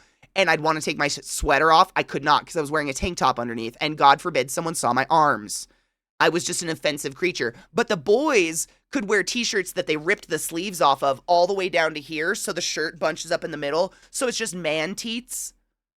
Like that's totally appropriate because they just came from basketball practice. But if my like below here, above here shows, this apparently right here is your erogenous zone. If you didn't know that, boys, this is it. I literally was sent to the principal's office for not covering my cap of my fucking shoulder. I had a thick-ass tank top on, and it was 100 degrees. No AC. Sent to the principal's office, because that's what was getting you, apparently. Not the whale tail of my thong hanging out the back of my low-rise jeans. Not that in any fashion whatsoever. It was the cap of my shoulder. I know, you sweaty teens. How dare thee stare at my cap of shoulder grooming process? Sinful fucks. Isn't that weird? Whale tails were a super fun time. Yes, control, donate! Dude, our team has fucking wiped the earth this year. It is phenomenal. I saw this morning Danica's already raised like $3,500 or something like that. Like, it's crazy. Our team is just, I mean, this is insane to me. This is insane to me. It's the 18th of the month. That's so much money, and I appreciate you. Exclamation Discord to get into the Discord if you would like. It's huge. It's very intimidating, but it's there. And side note, just to mix in the tattoo talk with St. Jude, if we raise $10,000, I will be getting the Red Wagon, the St. Jude Red Wagon tattoo on my body. Which will be my first St. Jude tattoo, which is crazy, and I highly suggest everybody copy it, and please do the same thing. I think it's such a cool tattoo idea. We came up with it in stream. I was trying to come up with something dope that had to do with St. Jude, but wasn't like the St. Jude child, because I don't really know where the fuck to put that on my body. And we decided on Red Wagon because it's so symbolic, and I love that. Yeah, it's the shit. I love it so much. I hope everybody gets it. It's such a good, like... It's a good conversation starter because people that see it will be like, why do you have a Red Wagon tattoo? And it's like, oh, would you like me to tell you about St. Jude Children's Hospital and what you can do to help kids not get cancer? I could do it forever! Ooh, of a patch? Oh, I love... Oh, dude. The theme of the year is literally summer camp. Like I don't know why that made me think, like badges, like brownies, or what are they called? The scout people get the little badges. Dude, you could get it to look like a Boy Scout badge. Like it's stitched onto you, you know? Oh, that'd be so fucking cool! Oh, I love that. No, I love that. Love that. You're infecting the boys with ADHD by showing those arms. Something. I mean, I'm not kidding you. The amount of times that a teacher sent me to the principal's office because, like, I didn't have anything to cover up my shoulders. It was 100 degrees and I was being a pissy bitch. And I'm like, no, I'm so hot. And they're like, you have to go pull something out of the lost and found. You're breaking dress code because my shoulders. I'm telling you, like, a tank top that went to here. There was nothing here showing whatsoever. My shoulder. That's it. Okay. Sure. Rod, did you know it's St. Jude Children's Hospital, not St. Jude's? Did you know that? If you ever get invited to the summit, you will be corrected at least 500 times for saying St. Jude's. And this is why. Because it doesn't belong to St. Jude, it belongs to the children. That's how I remind myself not to fuck it up every time I fuck it up in my brain. Because I do it too. I think of like Johns Hopkins. I think of, hospitals and names like that where I'm like, why not? No, if anybody else doesn't know, I've fucked it up for years. I would say St. Jude's, St. Jude's, St. Jude's, just like you say Hopkins, just like you say, whatever, St. John's, like whatever hospital is near you, that's what we say. But they are very specific. Like St. Jude is very specific in mentioning to you, it is St. Jude Children's Hospital. It belongs to the children. And I love that. It helps. It's like a mnemonic that helps me not fuck it up every time. But whenever anyone else says it, I like to bring it up because it's kind of cool. Like, I didn't know that until we started raising for them. I think that's the coolest shit. Right? See, Hopper didn't know. I try to bring it up whenever it's accidentally fucked up or autocorrected in chat or something, because there's people who don't know that, and I think that's such a cool symbolic notion that it belongs to the children. It does not belong to the people, the doctors, nothing. It belongs to the children. Like, they're all there for them. Just think of the Beatles song, St. Jude, Don't Be Afraid. Ooh, I love that. You found her now and I love that song. That's a really pretty song. That is a good way to remember it, though. I think I put an S on there in habits. No, 100%. I do the same thing. I do it out loud, and I try to correct myself every time. Like, if I say St. Jude's, I immediately like St. Jude Children's. St. Jude Children's. St. Jude Children's. I don't want to fuck it up, because we do so much with them. Like, my God. Oh, it's almost, like, literally the nail is almost completely back now, guys. It's kind of fucking crazy. That nail was, I mean, I'm sure you heard the story of it, but the doctor literally removed the entire fingernail to fix the finger because the dog removed the tip of his finger bone. They never found the bone. I watched them dig. It was so bad. Is it time? I kind of have to pee, baby girl. Do you have to pee? Hi. You want to come say good morning? Want to come say morning? Oh, that's my baby girl. Oh, the Muppet. Hi, Muppet. How are you? Good morning.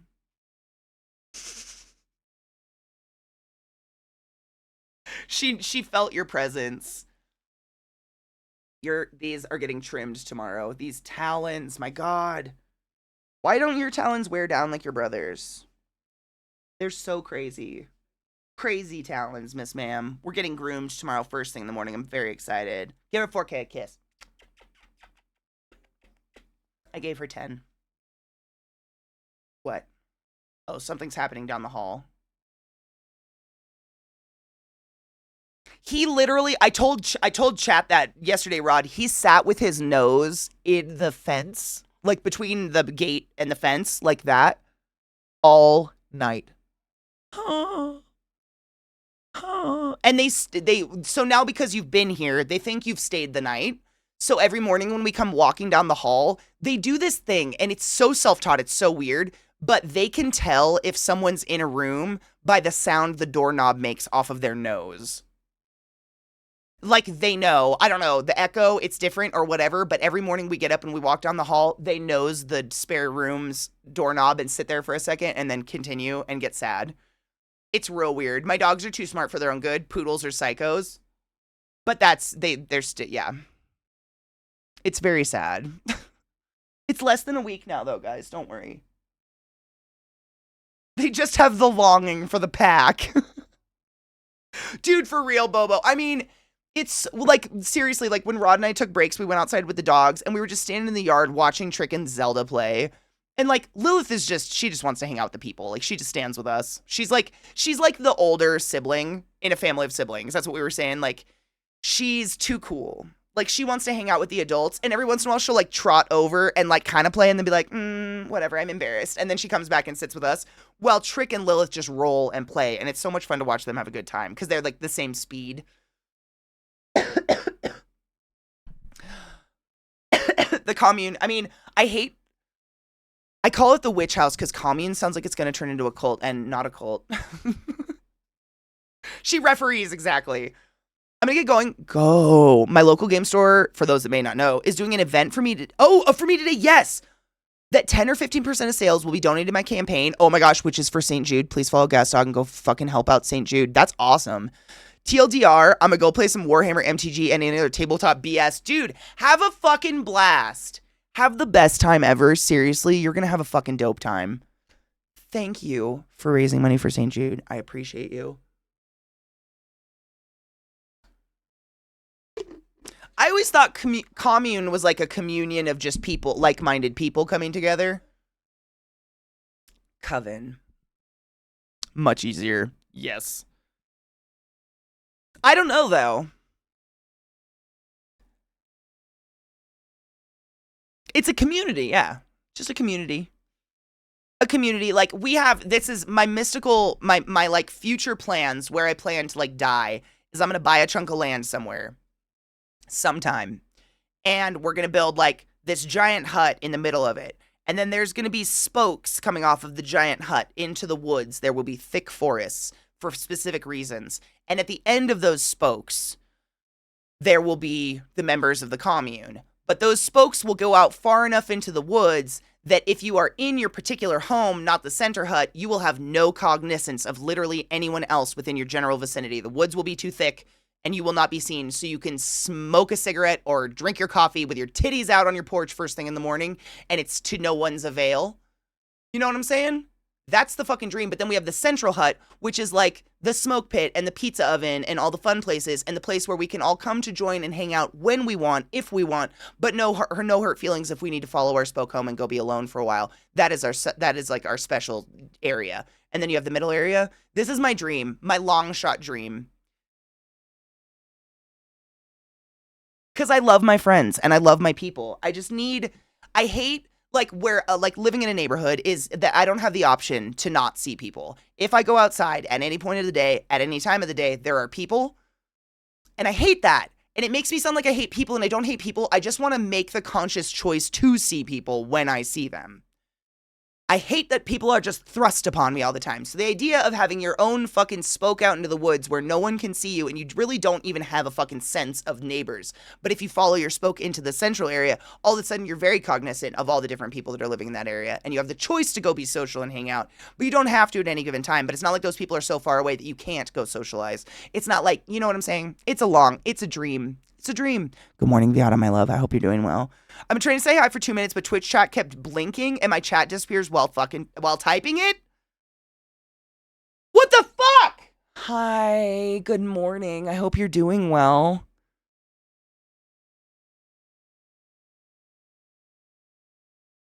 It's always too many people. But that's the idea of the spokes, is that if you're in your own home, you wouldn't see people and you can't go down other people's spokes without a written, spoken agreement invitation signed in blood. The spoke is like a driveway, but, you know, accessible. Yeah, you need to live semi-rural on acreage. Yes. Yes, that is the goal. Someday, when I'm rich and famous, that is the fucking goal. It's not communism. Okay, I didn't know. It could have come from communism. I don't know. I love looking up root words and stuff. Where do I sign up? Right? The central area could have like a giant fucking garden. Everybody can have their own parcel. Dude, it'd be amazing. Twitch has been fucky the past week. I think it's because they're slowly implementing this new ad thing they're doing, where ads are gonna like side scroll. and this won't go away anymore. Like, you won't just get a random fucking ad that now you're just timed out of all the conversation and everything for 3 minutes, which is awesome. Because we've always wanted this to remain a place where, like, you don't have to spend money to hang out, ever. Like, you just get to come hang out. You don't have to say hi. You don't have to say bye. You don't have to say shit. You just get to come hang out, and that's okay. And, like, I'm very excited because I don't like the idea. Like, obviously, you subbing to my channel and tipping me is what pays my bills. Like, that's clearly. But also, I don't like the idea of someone feeling like they must sub just because of ads. I hate that. I hate that for you. I never want that. I don't want that. I don't think I'm famous is, I can still go grocery shopping. I don't ever want to be that. I don't ever want to be the level of famous where I can't go to the grocery store and just function as a human. I would never ever want that. Ever. That's nauseating. Just hanging. It's the fucking way. It's the, like, we've talked about it way too many times before, but there's this whole concept of the third place that people used to have that was a place that wasn't home and wasn't work and somewhere you could go socialize and you didn't have to spend money, and it's just been eliminated. I feel like the internet has become our third place. Because everywhere you go, if you hang out somewhere without spending money, you're now a loiterer. And you can get fined $500 or something. It's crazy. Like, that's crazy. But I think the internet's become that third place. And so maintaining that is really important to me. And so I'm happy for these, but I think it's every time Twitch starts implementing something new, things get fucky. Twitch, like yesterday, everybody's chats were fucking refreshing over and over and over. Like, everyone was getting welcome to chat like 10 times a day. It usually happens because they're implementing something. Starbucks wants you out. Most coffee shops. I mean, for fuck's sake, the vast majority of coffee shops, if you go downtown Denver, no public restroom. Not even for a paying customer. I think that's weird. It's just, we've kind of created a world of get in, get out, leave, don't hang out here. And it's like, where the fuck do we go then? You hang out at the park and you're deemed like a miscreant. My God. A bunch of kids planning to go to the beach, and the cops are like, we'll be on the lookout for trouble in any unsanctioned mob. Like, exactly. And that was like me and my friends. We would go hang out in a park when we were kids, and they'd be like, they're all the troublemakers hanging in the park. Now it's unsafe. Where do you want me to go? I am a kid. I've gone to school. Now what? Like, I need options. There's just nothing. There's nothing for people to do anymore. It sucks. What up, Silver? I hope you're doing well, Honeybean. I miss the mall. I spent my school years. The mall was fun. Yep. We had no money. We had enough money to get to the mall. And then you would just, like, go get an Orange Julius and walk around and bullshit with friends. And it was safe. And you weren't being attacked by weather. And that's gone now. Like, I don't even, like, and even, I mean, when I was in high school, was getting around the time where cops were lining the food court. And, like, if they saw a group of teenagers, they would come over and be like, you kids better keep it down. We're just, like, eating something. Like, we're just young and have nowhere to go. But they started doing that already because they were like, oh, you know, we don't want people in the mall who aren't spending money. You're required by law to have a bathroom for customers, I thought. I don't know if it's state specific or not. I have no idea. But the vast majority of bathrooms, absolutely, no public access, no public restroom. For most of, like, you know, like, privately owned and stuff like that. And I'm just like, it just feels, when you have a sign like that on your door, I immediately think you're an unfriendly business that just doesn't want to clean their bathroom, because I know you have a bathroom. And it's weird that you serve beverages and you have tables for people to sit and drink those beverages, and you don't have a place for people to pee after they drink your beverages. It just makes me feel like you want me to leave. That's it. It sucks for everybody. We should all be peeing, at least. Imagine if a flash mob showed up. Oh, they'd shit. Can't hang out there now without a parent or another mob that the cops must disperse. Lord have mercy. Dude, honestly. And, like, God forbid any of the youth are of color, then it's just, oh. Oh, no! Fucking save the children! Yeah, then I just don't go there. I'm just not going to go to your place of business. Like, I don't go to places like that. Like, it just doesn't feel nice. I live in a city, so as a rule, if I go anywhere on foot, if I walk into a shop to pee or whatnot, I always buy something, even if it's $1, but I'm a 90s battle-hardened latchkey kid. I feel that. I feel that, like, I usually try, like, if I have to pee and I'm out and about in the city, I usually try to find a place that I want like, I want a coffee. I'll go pee at that coffee shop and I'll get a coffee and I feel like I patronaged them. I'm not out here trying to, like, destroy someone's bathroom with some messy shits or something like that. But if I'm going to patron your business, I feel like a bathroom is the least you can do, especially if your business is beverages. I'm using this as a very specific example, but it's something I've noticed around Denver. Just no public restroom in beverage places, which is weird. Very weird. The two Utes! They kicked the teens out of the malls and surprised them all. Oh my god, Mish, I didn't even think about that. I mean, let's be real. Who was spending the money in the malls? Our mothers. You are so not wrong. That's what my mom would do. She'd bring us to the mall. We'd go fuck off with our friends. She'd go shopping for a couple hours and then we'd go leave. You're not wrong. They killed the malls.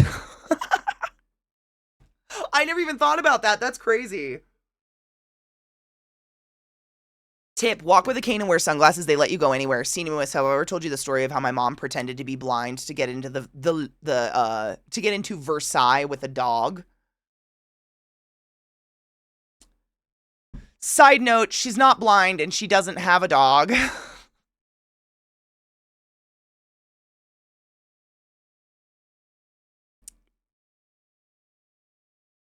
I'm going to be such a crazy old woman. I can see it already. It's going to happen.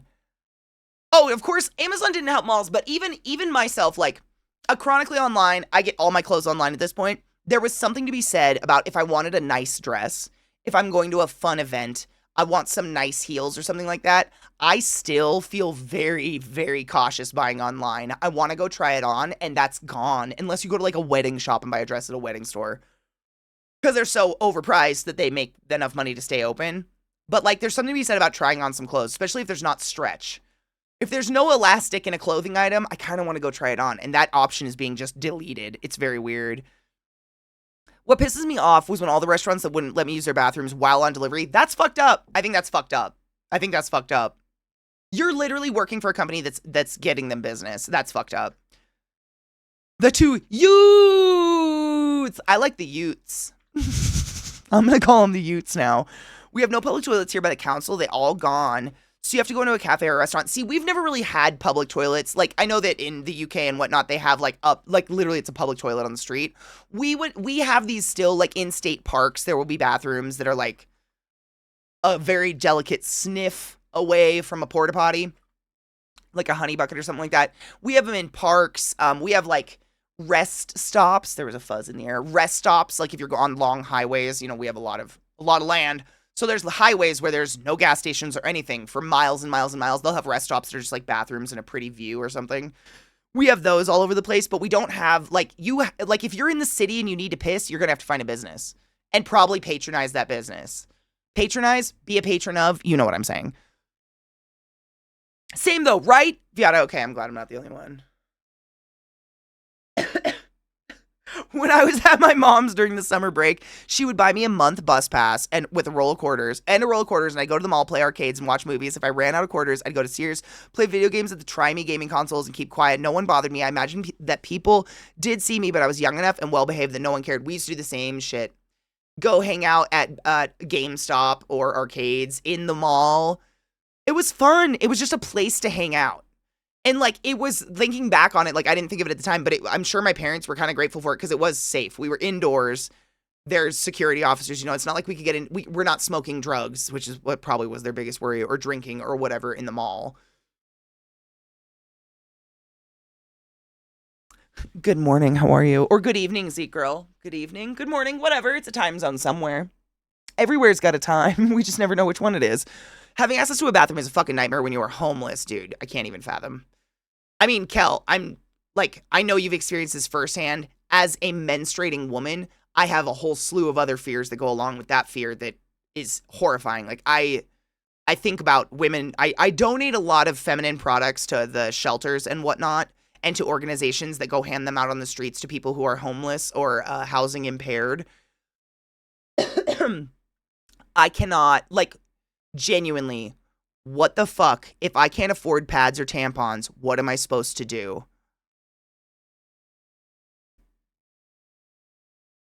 And how am I supposed to go get a job to then get a home and be able to afford tampons and pads if I'm forced to free bleed down my fucking legs?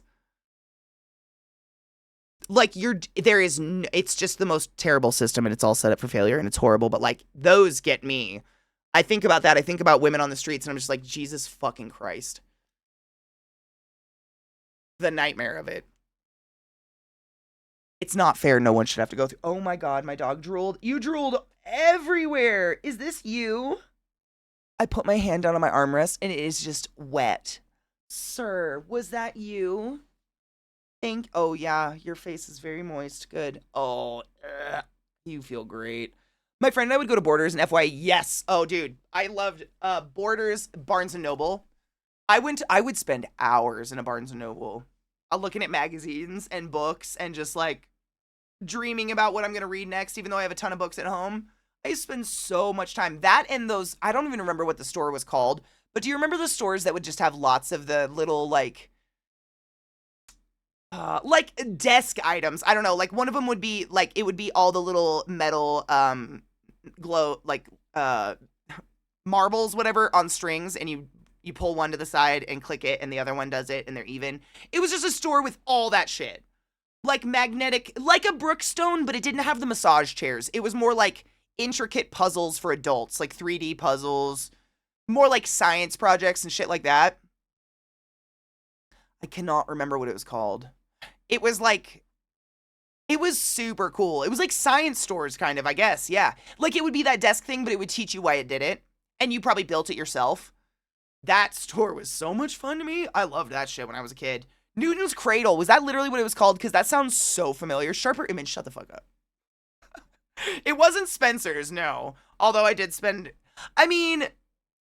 Spencer's didn't have the same allure to me because I didn't have like super prudy parents. I don't know how to put that. Like, I feel like a lot of kids when we were younger, they were like, let's go to Spencer's and buy a shot glass with a dick on it. And I'd be like, I already have one at home. It's my dad's.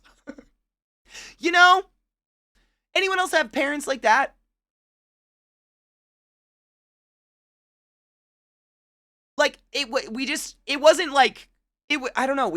They weren't shy about body parts and stuff like that. Like, I very, very clearly remember, I think I was like 13 or 14, and one of my aunts came to Christmas morning, and she talked for 3 hours straight about a new vibrator and how she was late for Christmas morning because she was using it.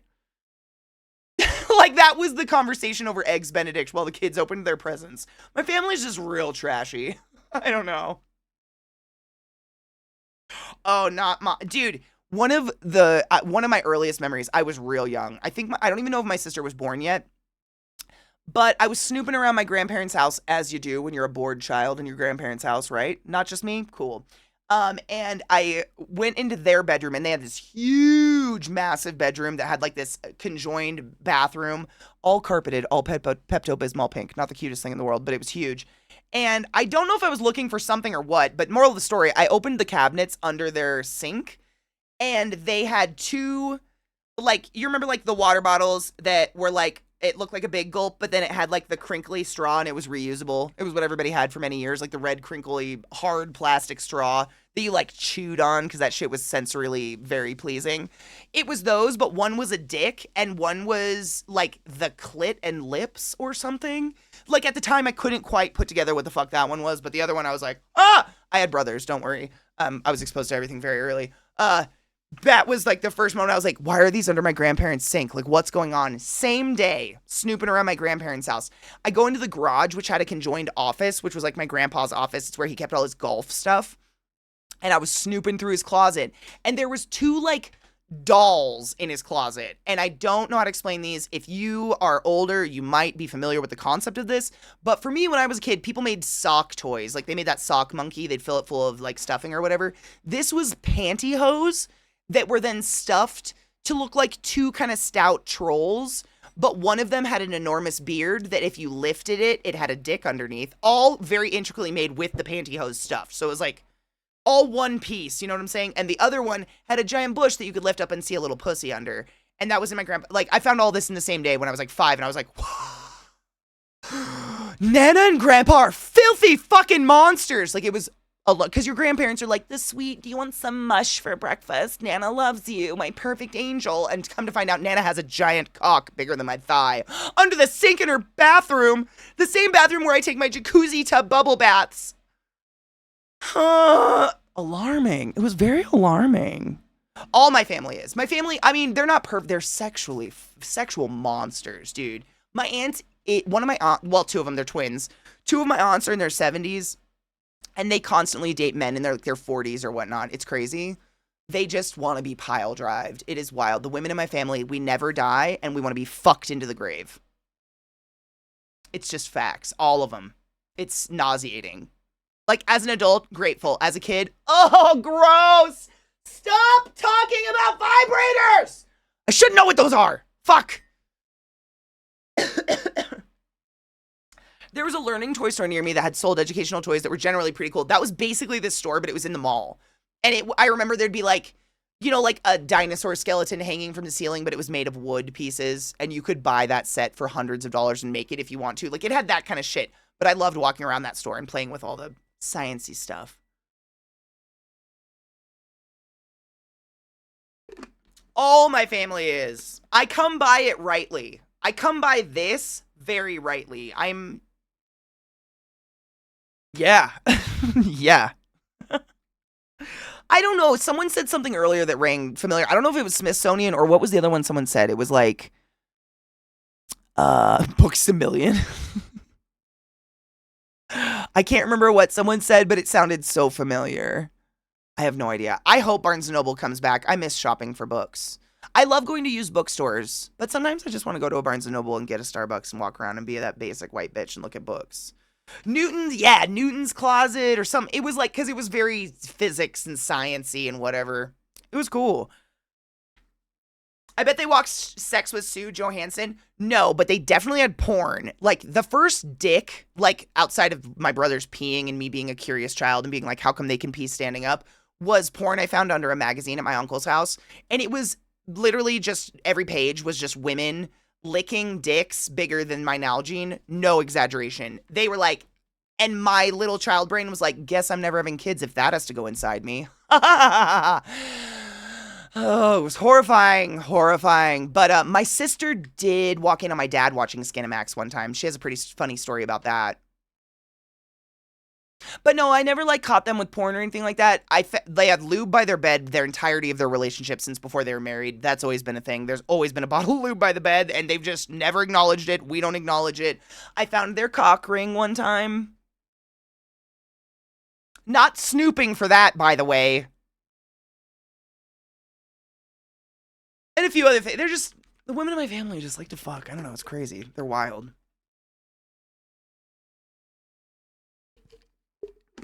Zacrion, 100%. I think these things that I found in my Nana's house were like gag gifts.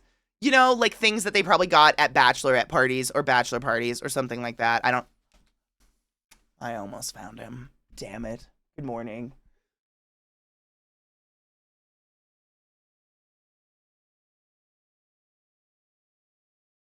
He has tea.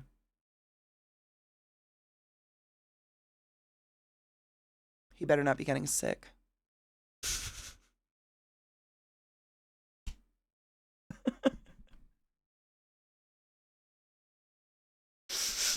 I smell sick on the air.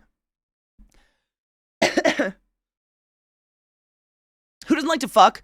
I probably wouldn't be so into it if I never came. And I know a lot of people who genuinely cannot come with a partner, unfortunately, because they can't get out of their own head long enough to, like, have an orgasm. So, like, imagine every time you put the dishes in the dishwasher for 2 hours and then you open the dishwasher and they were still covered in food. Like, you'd probably stop using the dishwasher, right? You'd be like, what's the point? I'm just going to do this by hand.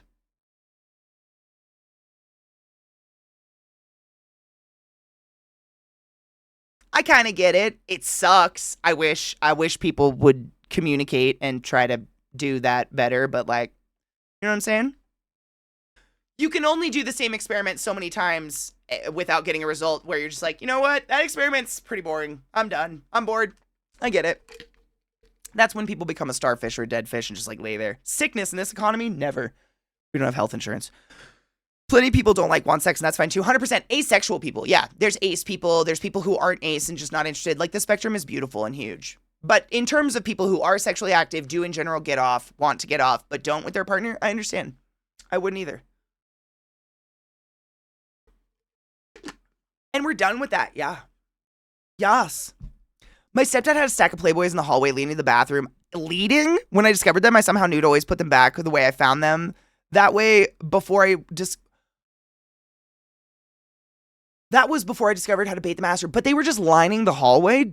If they're lining the hallway just sitting out, why would anyone care? Exactly. It super sucks. Like, I hope the best for that. I hope people can learn, that seems so trite to say. You know what I'm trying to say? Like, I hope people find someone that they can be like, hey, you want to do this and this and we'll get off together? And they do, and they have a really great time. I hope that for everybody. But I know a lot of people that just, like, in general have never gotten off with a partner, so they're just not interested. And I kind of understand when you think about that. Like, imagine just whiskey dick forever. Like, just kind of half hard, slapping it around, never getting anywhere with it, but it kind of never goes away. Like, you'd probably stop slapping it around after a while, right? Probably. I might not. I probably get real, like, stand up and let me treat it like a punching bag. Ugh. I have to pee really bad. Let's take a break. There's birds in my yard and I'm happy about it.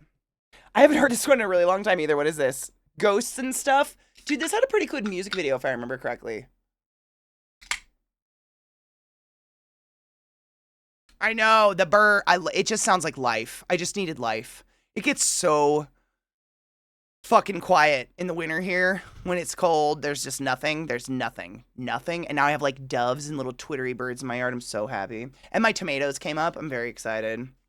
This song, dude, deadmau5 still puts out some pretty decent stuff. I don't think he does it on Twitch anymore. Trust Sean to show up for Dickagami. We must fold thine dicks.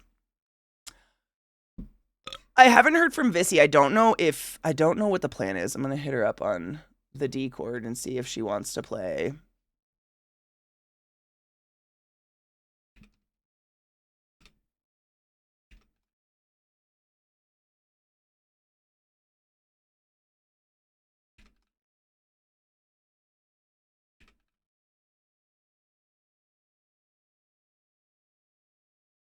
New reason to hate snow. Too understimulated in the winter. 100%. Seriously, that creepy silence in the wintertime is fucking weird. And it just becomes like, the only sounds are people. She is, okay, maybe she'll see it. I hit her up on Discord. We'll see. It's no pressure. I don't know what she's doing today. She's been having these chronic, horrific migraines. And I don't want her to do anything that makes that worse, because what the fuck? If you guys weren't around last week, Viss literally had a seizure in the middle of stream. Not because of the game or anything, but her brain is fucking being a piece of shit lately to her. And so I don't want to push her or pressure her to do anything if she doesn't want to do it. You know what I'm saying? Man, my music is like skipping for me. I don't think it's skipping for you guys though, because I'm not seeing it fail. It's my headphone cord. Got it. Looking back, I'm sure I could ask my mother why for a lot of different things he did, and I'm sure her answer would be that he didn't give a shit. I mean, 100%. My aunts used to leave condoms around the house. That was their thing. So we learned about condoms way before we probably needed to, because they were just everywhere. Like, my family is very male heavy. Almost all of my cousins are mans. And what's funny is they all had daughters. Like, I think there's like 2 second cousins, and the rest, it's like 50 girls. It's crazy. They all had girls. But it's very male heavy. And like, my aunts, instead of having the sex talk, just planted condoms all over the house. So like, every drawer in the bathroom had boxes of condoms in it, of every variety you could possibly think of. Like, in the drawer, like in the couches, there'd be condoms. She just stuffed them places, hoping they would find them and then be safe. It was odd. So we found them and we would like giggle, and blow them up and fill them full of water and play with them and shit. The things we did with condoms, like, it was. But we discovered that, we were just like, that's a weird thing you have to put on. And for years, I genuinely thought you had to blow it up before you put your dick in it.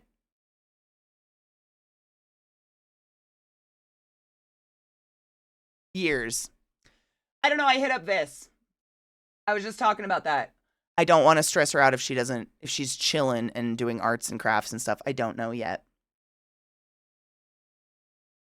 But I downloaded the movie. And then I found my parents, I almost said butt plug. I found their cock ring when they were moving. They were moving out of the house that they built, and we were helping. And my dad was like, go upstairs and get the mattress, and I'll come up and get the box spring. So me and the guy I was dating at the time, and my sister, all go upstairs, and it's one of those big fucking mattresses that are really heavy, and it has handles on the side. And we all three of us go to lift up the mattress, and in the very middle of the box spring is a neon pink, like jelly rubber spiked vibrating cock ring. It's not actively vibrating, but it has like the battery pack on it. And we all just stood there for a second. We fucking dropped the mattress and just turned away from the room and left. And passed my dad walking up the stairs, and he's like, where the fuck is my mattress? And we all just said, get it yourself. And left. And then like 15 minutes later, he's like, go get the box spring. And we never spoke of it. And when we went up there, it was gone. And we all got the box spring. We just never spoke of that instance. Ever. I don't want to know about those things. Condoms as balloons, water balloons. We'd stretch them over our hand and then like try to hit each other with them because they were slimy and gross. You know.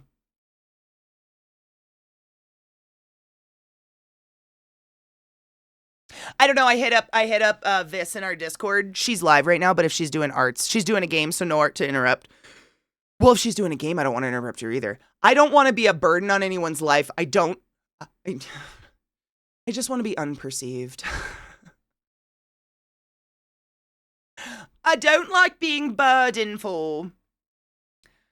As a former sheltered child, these stories always feel like magic storylines that would have made my teen years far more bearable and meaningful. Seriously? Really?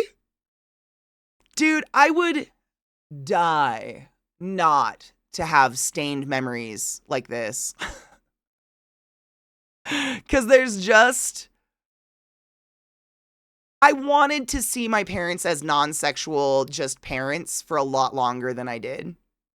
You know? Like, there's, you know, when you're a kid, like, he's my stepdad, so obviously my parents dated while I was a cognizant human. So they had lots of sex. And good for them. Like, get it, man. But also, I had to hear it. Not a huge house. Like, it's that I don't like those stories. I have to tell them and I have to laugh about them because otherwise I just have them, you know? Like, I don't know. I didn't want those. What up, little Mama Silva? I hope you're doing well, honey bean.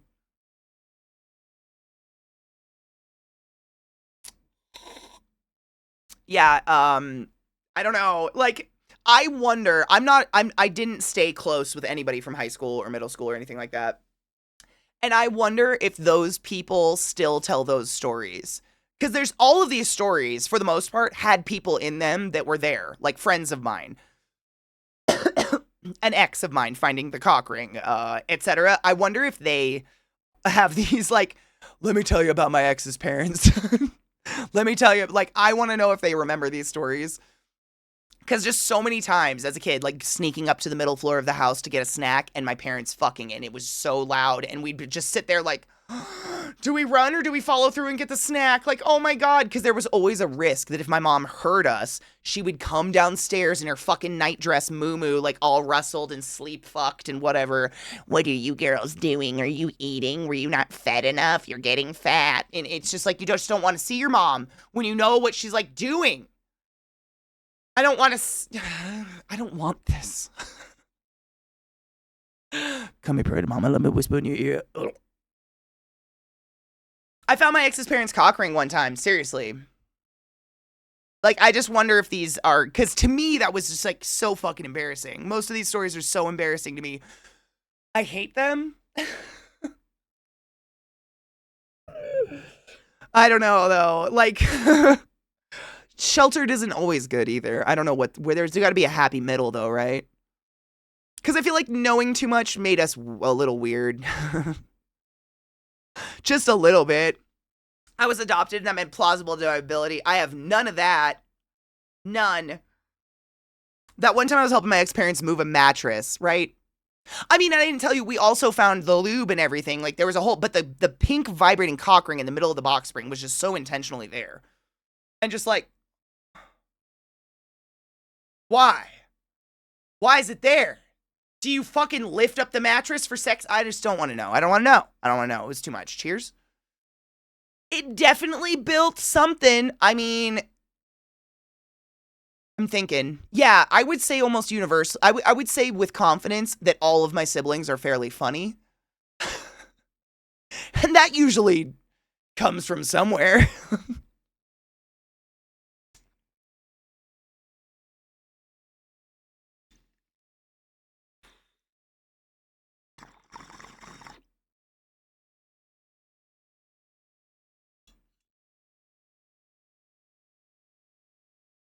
They were 100% what?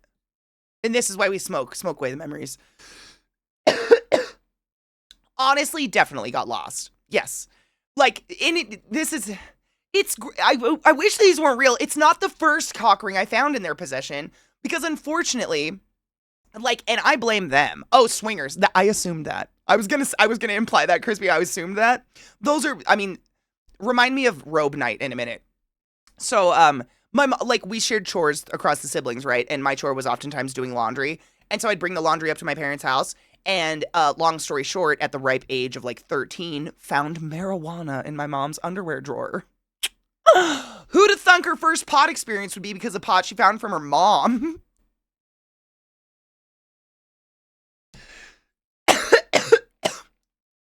So unfortunately, that turned into a habit of like, yeah, I'll do laundry and put all of it away because I know what the fuck you're hiding. And then when she eventually found my weed, she tried to go after me for it. And I straight faced, I've never felt more chill in a confrontation in my life. I still remember this. I was like 15. I looked her straight in the eye and was like, where do you think I get it?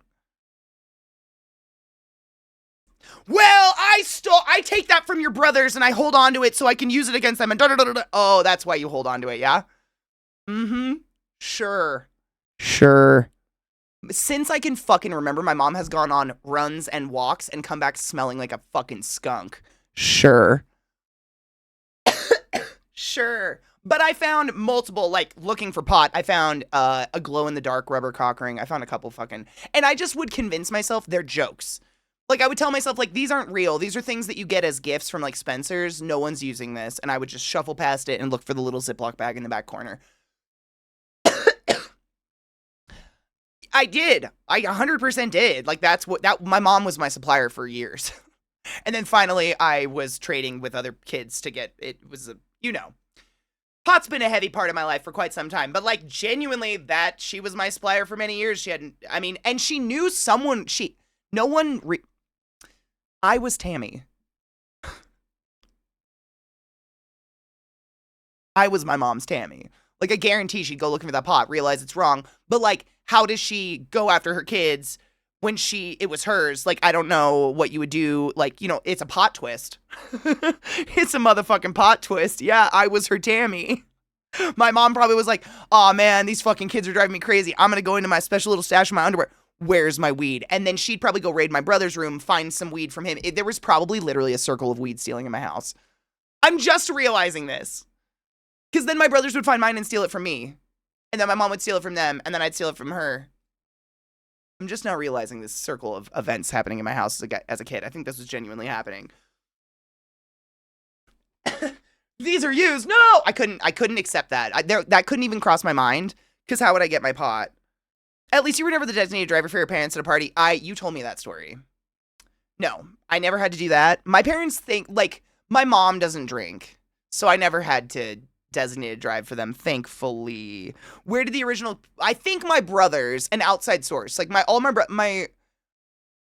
youngest older brother's 4 years older than me, and then 6 years, and then 8 years older than me. I have 3 of them. So they were exponentially old. Like, they were a lot older than me. So, like, they probably had some source. They were definitely smoking weed all the time. Like, they had some source. They were definitely the ones bringing it in, because I know my mom was just taking it. This week on CK's Therapist Notes, Katie called herself Tammy and laughed maniacally. I probably made her feel a little crazy there for a while.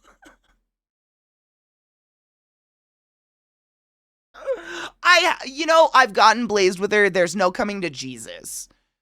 Like, it's I've shared this with her. We've had this discussion. Like, we've already done the whole, like, do you want to know all the fucked up shit I did behind your back as a child? Let's fuck. Like, Sarah and I have done this to my mom.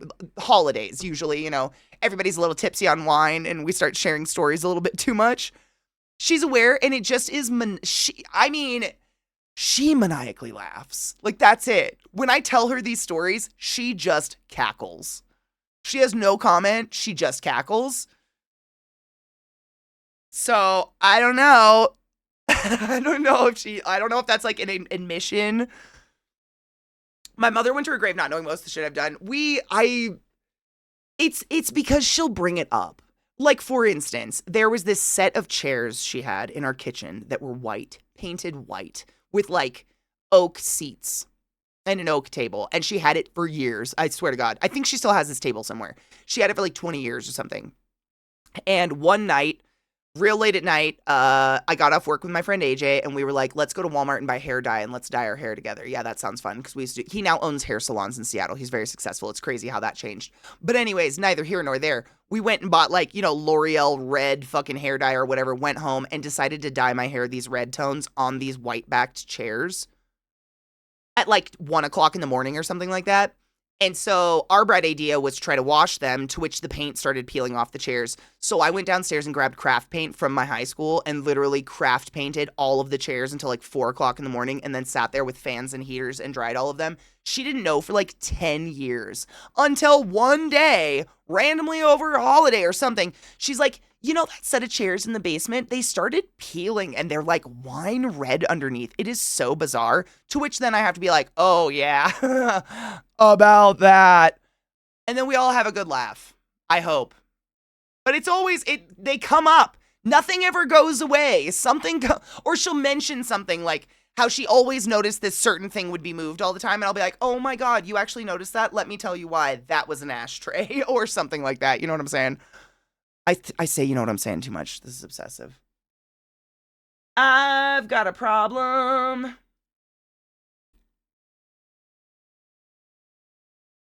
I actually when she had her knee replacements, I got her edible brownies. And I think she got damn high off of them. And the only result was her eyes glazed over heavily. I just remember her looking like she had doll eyes. She was like this. And kind of had this very creepy, but like dead smile. Like none of this was smiling, if that makes sense. And she just kind of kept looking around the house like this. And when she looked at me, she'd go.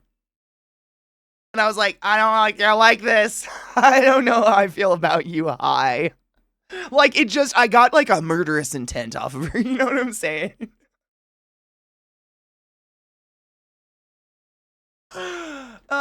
She ate them. And I think they helped with the pain. This was before we found the CBD cream. I eventually, because she had painkillers, they just did nothing.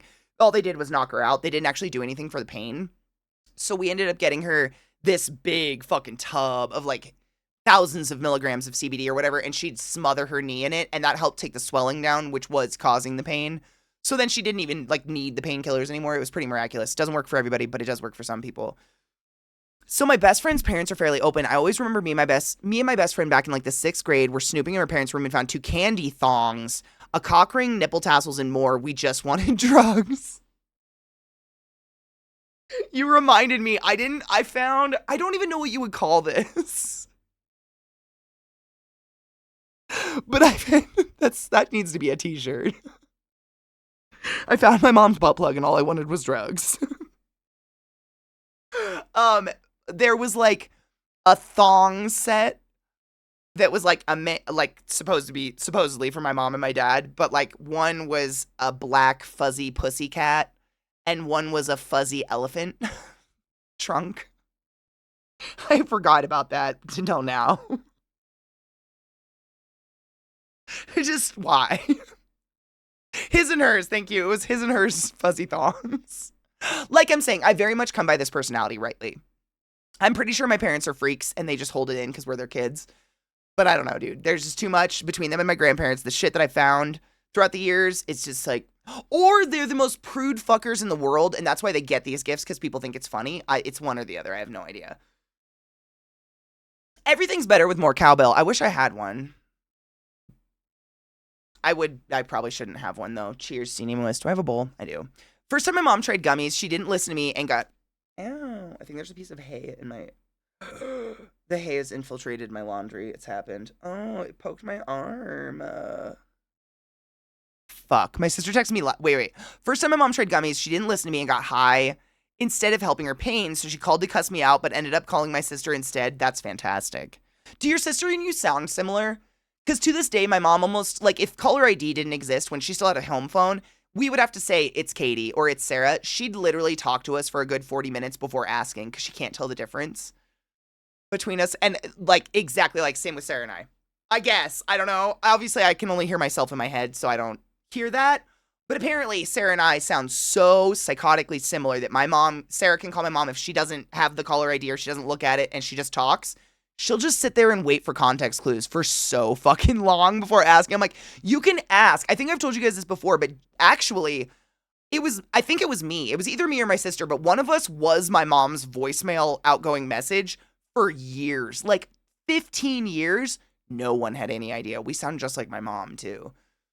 Like, we all three, there was no variation. It was just budding of children at that point. I think it's key sounds. It's probably key sounds. It's key, like obviously we learned how to speak from my mother, so we probably speak like her. Like, that's inevitable. But, like, the intonations and how you speak is probably similar.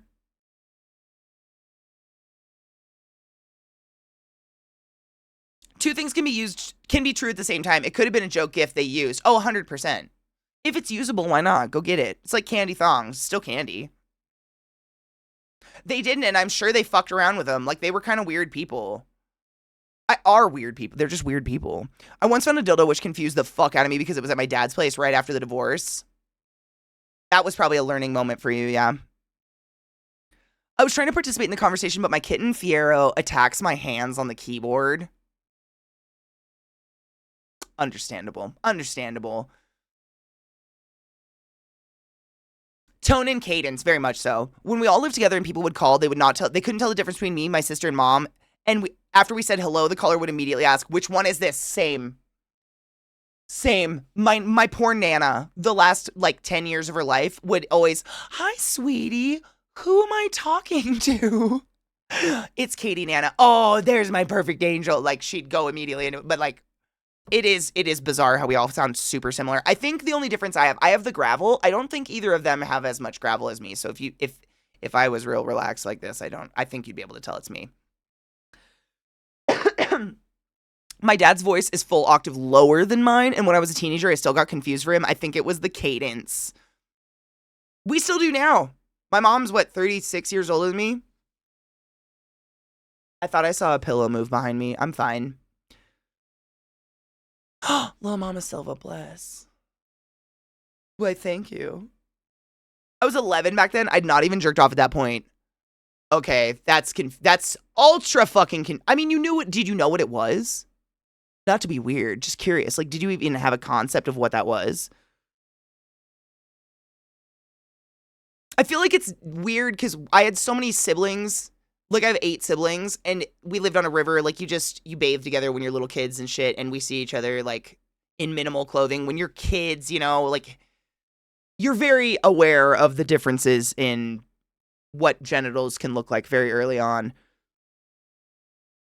You'd seen movies. Oh, okay. Don't worry. What does she say? It's not a threat. My son's getting the trauma of digging through mom's drawers early. I told him to get out of my dresser numerous times. He didn't. He found glow-in-the-dark confetti dildo. He then had conversations with my boyfriend about if his weenie... I mean...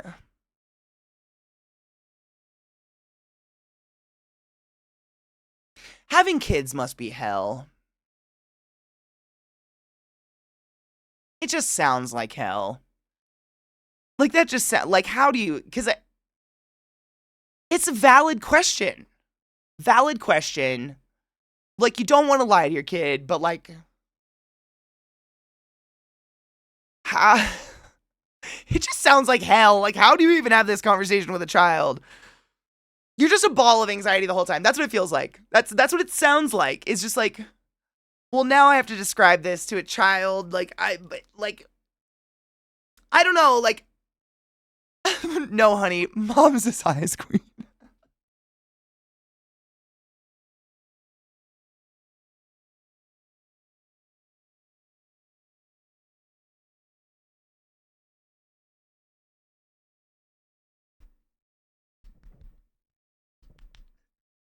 What? How would? Then what?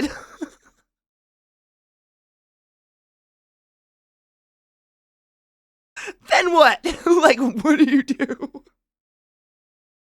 What up, PR? Good morning.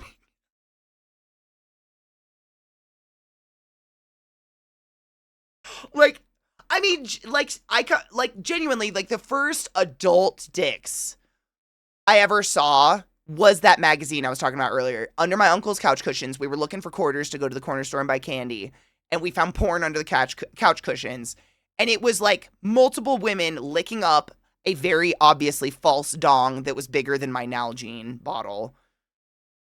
But my little kid brain was like, nope. I know what's going on down there, and that doesn't fit.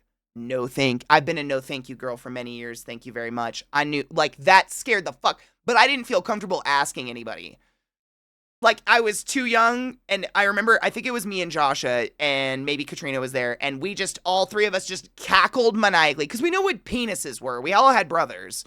But that, and that concept of them, like, to me, a penis was this sad little bush-hidden worm that you peed with when we went camping. Like, that was all the context I had in my brain. That wasn't it. Why are people licking that? Why does it look like that? Like, what's going on? I'd have no idea. It horrified me. But I didn't have anyone to ask, so I spent many years just assuming that's what happened. So I was like, no, I guess I'm gay now. Because no thank you. You remember earlier, we started the day today talking about anal railgun. In my brain, that's what that would have done to me, and that was a strong no fucking thank you. I don't need a rearrangement. No one really does, but there are size queens out there. Bitches, you own it. Fucking get it. Punch that kidney. Just not for me. I have to smoke pots. Cheers.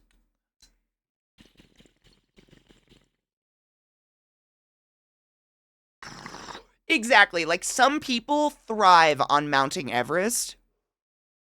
I'm cool with that sad white girl walk just on a gravel path up a mountain that leaves me a little heavy breathed but gives me a nice view. I like a tough hike once in a while, but as a regular thing, like,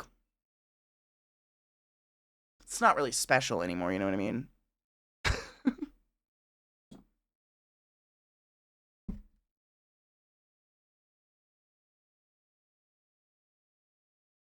That's what I call a no thank you, thank you. Do you like chess? Do you play video games? No thank you. Certain things your parents say intentionally or unintentionally will haunt you until, well, forever. My mom once, as a joke, I assume, told me that rice was made from insect eggs. Even though I know it's BS now, until this day, I do not eat rice. Dude, my grandpa convinced me soy sauce was bug juice, and to this day, I have a problem adding soy sauce to things. I do it because it's wonderful, but I'm not kidding you. We used to go out to Chinese food every Thursday with my grandparents. It was like a thing. And he would sit there and pour it on the palm of his hand out of the little soy sauce dispenser and lick it and go, bug juice. And when you squish some bugs, like I mean, this is, if you're a bug kid, this will ring true. Grasshoppers puke the color of literally soy sauce. I don't know what the fuck's going on there, but if you catch a grasshopper, they like puke dark brown shit that looks exactly like fucking soy sauce. So I was like, bug juice! Oh my God! And I never. Like, to this day, I can't really I can't sprinkle soy sauce on my food. I'll add it in a sauce or I'll cook with it or whatever, but it's like, that's bug juice. It's not, by the way.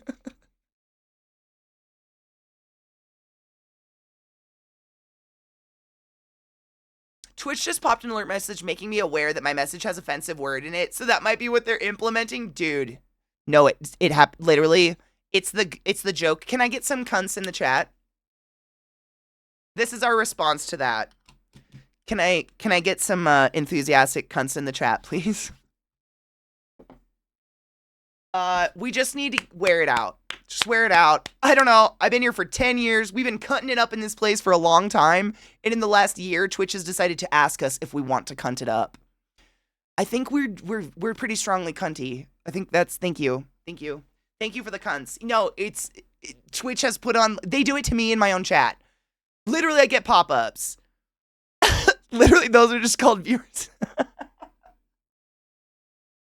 Jerking off, cunt. Cunt is usually the one I get, bitch, but it's only sometimes. It doesn't trigger it 100% of the time, but it does it for me in my own channel. And I'm like, we're a group of adults. We've been cutting it up for some years now. Like, I'd go so far as to say almost all of us have gray hair at this point. Let us cunt in peace, please. Fat juicy cunt. We could go fat juicy cock. We're at the method. I'm at my clit's end with you right now, Twitch. Nothing will happen to you. Those are literally just automated Twitch things that have put in, even though my channel has, and for always will be, an 18+ channel. That's nothing to do with me or my mods. So just click right through that shit and cunt it up. Cunt it up. Clit's end on that cock block, motherfucker. I am at my dick's end with you. It's over there now. What's funny is it never does it when I'm a mod. It only asks if I'm sure I want to say it. In channels I'm just a pleb in, which is hilarious because I get asked as the owner of this channel if I want to write cunt in my own channel chat. Riddle me. Riddle me. It's only sometimes. Sometimes fuck triggers it. It's only sometimes. Like, it doesn't, there's no 100% for me in Twitch chat what's going to trigger it or not. But I know for a fact no Twitch streamer has implemented that. That's just a Twitch thing. And I think it's them just trying to overall seem.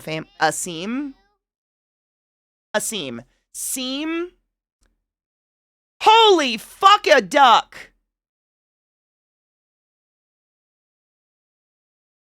T. You kind, generous cunt. Thank you so much for $100 for St. Jude Children's Hospital to prevent, treat, and help families going through fucking childhood cancer. You're amazing. That's a red wagon, by the way. Thank you very much. And that's what we get for cutting it up. Cutting it up. It's just crazy that for some reason cuss words deem you as a bad person. Like, there's so many things in this world that make you a bad person that have nothing to do with cussing. Cussing actually has been proven to show you're smarter than most, so. Oh my god, the red wagon. I love it so much and I love talking about it. So, essentially, it's a concept that many, if not the vast majority of children's hospitals have adopted at this point. But children and their families are assigned a literal red wagon. You know, the little red wagon with the handle that you would pull something in or your child in or whatever at a park or something. So children at the hospital get a red wagon, and what it does is it gives that family mobility with the child and total access to experiencing everything with their child that they possibly can at any given moment, as opposed to children being wheeled around in gurneys in hospital beds by nurses 24/7, having no ability to leave their room and go outside and enjoy the gardens or something like that with their family. Now they do. Those red wagons have literally given autonomy back to the families. It makes it just feel like so much more of a home environment. So if you're unaware of I almost said Johns Hopkins, of St. Jude. So St. Jude Children's Hospital, what they function as, they are a children's hospital that specializes in research, prevention, and treatment of children's cancer. It's horrific. Like, I think we can all universally agree children should not have cancer. No one should have cancer, but my God, like, starting out your life that way is just so fucked up. But the beauty of what they are able to do through what we do here, through donations and shit, and I'm not saying that lightly, like, my stream team, in under 2 years of raising money for St. Jude's, we've already raised $250,000. It is insane what we can raise as a community. But what we've been able to do is we've literally been able to facilitate an environment at St. Jude where the family has somewhere to live that is paid for by you. You did it with your donations. They have a home. They have transportation. They no longer have to care about bills. The only focus they have is spending every waking moment they possibly can with their child. And that's because of literally what we do here. That's the only reason that is able to continue, and it's fucking incredible. And the campus just keeps expanding, which means more research, more possibilities. It means more patients can be taken on because more doctors can be employed, etc. Like, it's fucking wild. No other hospital does it like this. St. Jude does it right. This is the way it should be. So, for instance, one of the beautiful stories we were shared with, which was my, like, St. Jude moment, if you will, this year, was one of the gentlemen who works for St. Jude now actually had a child who was a St. Jude child and unfortunately lost his child. But he still talks about it like it was the best times of his entire life, because while it may have been inevitable and super horribly, like the worst thing that can possibly happen to you is losing a child, obviously, he got to spend the last like 4 or 5 years of her life literally taking her to Disneyland 3 times a year. He got to spend his money that he made from his job every moment awake, giving his daughter the best possible life that she could have while she was here. And that is the shit that gets me. Like, what a hero of a dude. It's just incredible. It's incredible what the hospital can do. And it's because of this, though. Like, they couldn't do this if it wasn't for people who selflessly donate to the program. And red wagons are just a huge part of creating that atmosphere where it doesn't feel sterile, hospital-y, icky, give you the downers. You know, it's colorful, it's beautiful. You know, obviously there's checks and balances. Like, you can't just leave with your child. But if you want to hang out with your child and go down to the cafeteria or something, you have a red wagon, and that's why the red wagon is really special. And if you didn't know, if we surpass our goal of $5,000 and we reach $10,000, I will be getting a tattoo of a red wagon on my body. And a couple other St. Jude money raisers, including Gastog, have agreed to get the same one. So that's like multiple people getting it, which is kind of cool. And just a side note, but just because that line has been crossed once or twice, this is a children's hospital. It shouldn't be said. So I know a lot of you are going to roll your eyes and be like, what the fuck? But it's already been done. So let me just say it. In your donation messages, let's keep it PG. This is literally raising money for children and families who are going through the worst moment of their entire life. And some people, like, while I'm very, very, very grateful for your donation, the messages are fucking inappropriate. Like, I'm embarrassed by them, and I don't want to even, I'm embarrassed by them. I wouldn't want anyone to see that, because this is money for children. Like, it's going directly to the children's hospital, all of this, and they make everything we do very public. They love to brag about what we've done for the hospital, and God forbid one of those messages showed up on a fucking slide or something. Holy crap. But, like, just a PSA, I know it doesn't need to be said for 99.9% of you, but, you know, we cunt it up here. But we don't do it here, right? This is not it. But on that note, T, you're a hero and I appreciate you and thank you. Would you like to add an ingredient to our disgusting, nah, I'm not going to say that, to the adventurous sandwich we're going to make this coming Friday? I have a list. And you can add whatever you want. You don't want to add anything? You can't, I mean, anything. Literally, there are peppermint patties on it. There are Red Hots. I don't know if anyone's added meat yet. If you want to add something like that, I'm making the sandwich regardless. So if anything pops to mind where you're like, I'm curious what that's like, you just let me know. Can I just be happy? Can't I just be happy to give, albeit inappropriately? 100. You didn't give inappropriately. You didn't, I mean, yes. You don't have to do anything. I am so happy for you to selflessly give, man. Seriously. I just want to give you a chance to, like, see me eat something fucked up if you want to. But you didn't do anything bad, by the way. You did not do an inappropriate message or anything. I'm not pointing out anyone from today whatsoever. Whatsoever. Just to make that very clear, this was literally days and days and days ago. And it was just some messages where I was like, what the frick? You know, but not today. I'm not singling anyone out. It shouldn't need to be said, but unfortunately it did. Yeah, the toppings so far, a hash brown patty is the bread, sauerkraut pesto, balsamic vinaigrette, mortadella, prosciutto, Genoa salami. Oh, so we do have some meat on there. Arugula, banana peppers, smoked Gouda, aged sharp cheddar, French baguette, anchovies, York peppermint patties, tuna, red tamales, and pickled jalapenos. There's a fly.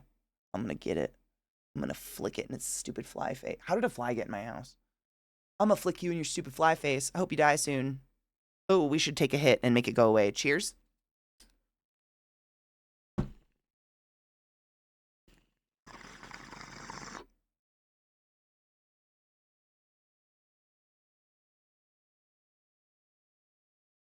How did a fly get in my house?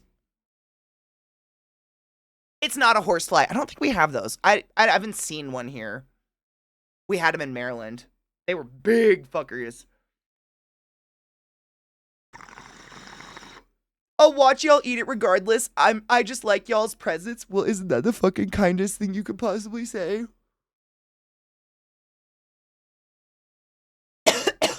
Benji, I had the same question about the pizza, but Crispy has some madness in him. So, like, I'm sure, like, half of the ingredients are going to end up a reduced drizzle or a sauce or a spread or, like, I'm trying to think, like a tapenade or something. Yeah.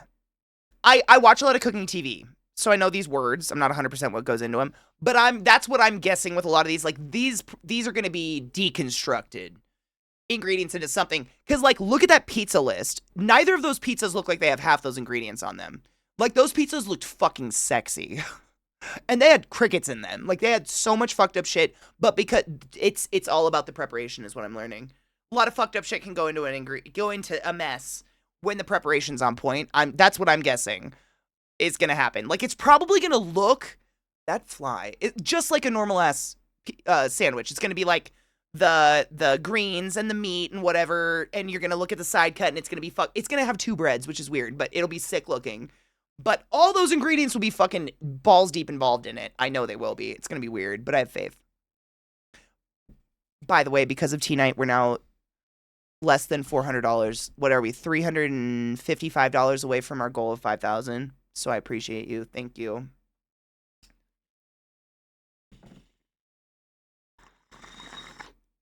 Benji, right? And did you see the pictures of it? I posted them in our food Discord if you want to see them.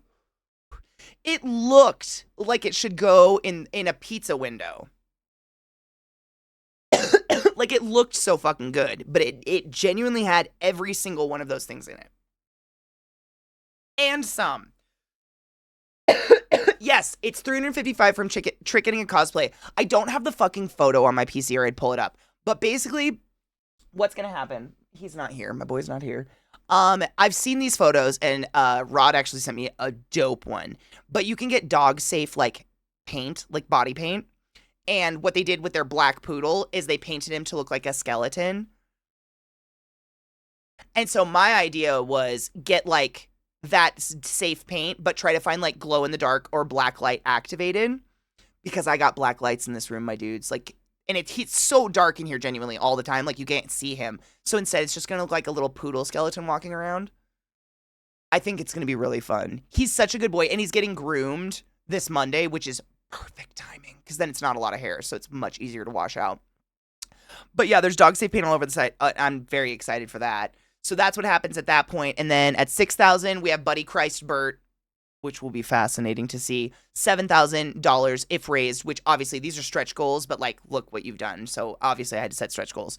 And then Dunpeel, you generous fuck!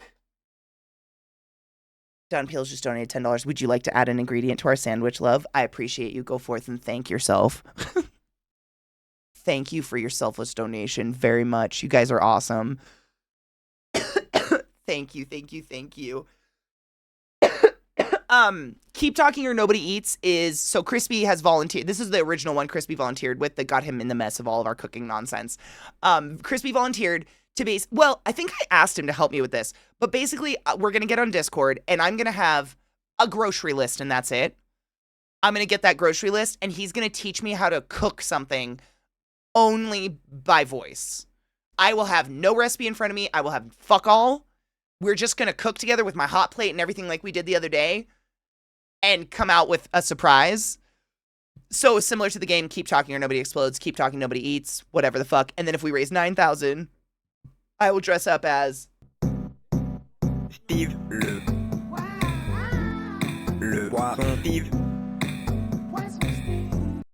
And dance on a pole, a stripper pole. Because that's a lot of money. I will get I'll find a stripper pole. If we raise that much money, that's fucking crazy. Also, I desperately... We reached the Steve, by the way, Blue's Clues. Like, you can see the Gotten ones. The Gottens, those are already going to happen. I've already got the Steve from Blue's Clues outfit. We're ready there. Chorizo! Oh, I fucking love chorizo. Hell yeah. Chorizo! Oh, I almost put it on the wrong page. I have a sandwich list. Where are you? Here you are. Chorizo.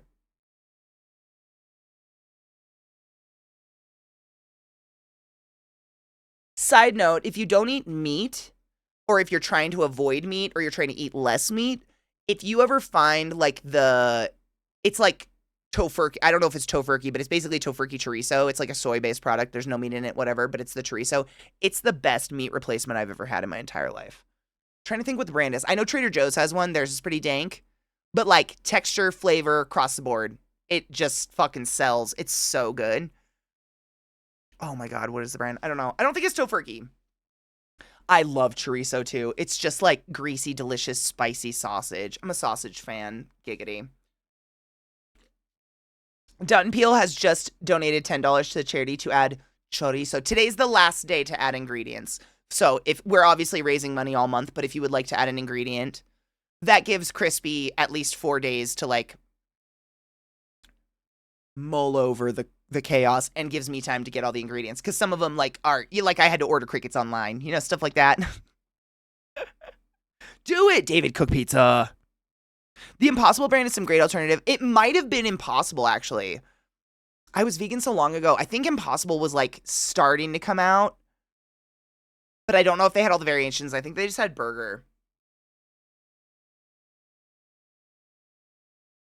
New skill unlocked. The moment you feel a belch coming up, try timing it with a ribbit. It sometimes makes a low, loud sounding belch ribbit. Like a frog. Like, ribbit. I will. I like to try to talk through a burp. I can't do it. I know some people can like burp on purpose. Or they can burp their ABCs or whatever. I can't do that. I've never been able to do it. I don't know why. I burp. Like, obviously I burp all the time. But I can't make myself burp. I have no idea how to do that. I've tried. Like, apparently you swallow air. I don't know. Morningstar is, they're like sausage links, I want to say were okay. Like breakfast sausage links. Those were okay. I liked those. You stole fizzy lifting drinks. You lose. Oh my God. Gardein is pretty good. The only ones I didn't like, they made one that was like barbecue or something. It was supposed to be like a barbecue wing, but it was just a gooey bag of melted chicken goo. Like the gooiness melted the breading. It was not a good it was not a good time, but the Gardein ones are pretty decent. Burping on purpose sounds gross, unlike natural burps, which somehow don't sound gross. I mean, you're not wrong. Which is interesting because I think natural burps are literally stomach acid, whereas burps on purpose are just swallowing air and then burping it up, right? I do it with my roommate the other day. He was like, damn. I replied with, did you see the size of that frog? He was not impressed. I mean, the frog jokes are usually the fart jokes, right? Or is it barking spiders? My dad has a lot of fart jokes. Oh my God, I haven't had their Nashville hot. I like spicy. It can fuck me up though. I can't talk without a burp. I can't talk through a burp but with CPAP, if I could burp supercalifragilisticexpialidocious. I love that song. I love that movie. Speaking of Impossible, have you seen the last Mission Impossible? I heard there's a scene in it that's like 20 seconds long that Tom Cruise trained for years for. What's the name of it? I don't know. There's so many at this point. What's crazy is I remember my first Mission Impossible. I think it was Mission Impossible 3. It was the one where he does a wheelie on a motorcycle. I saw it in theaters.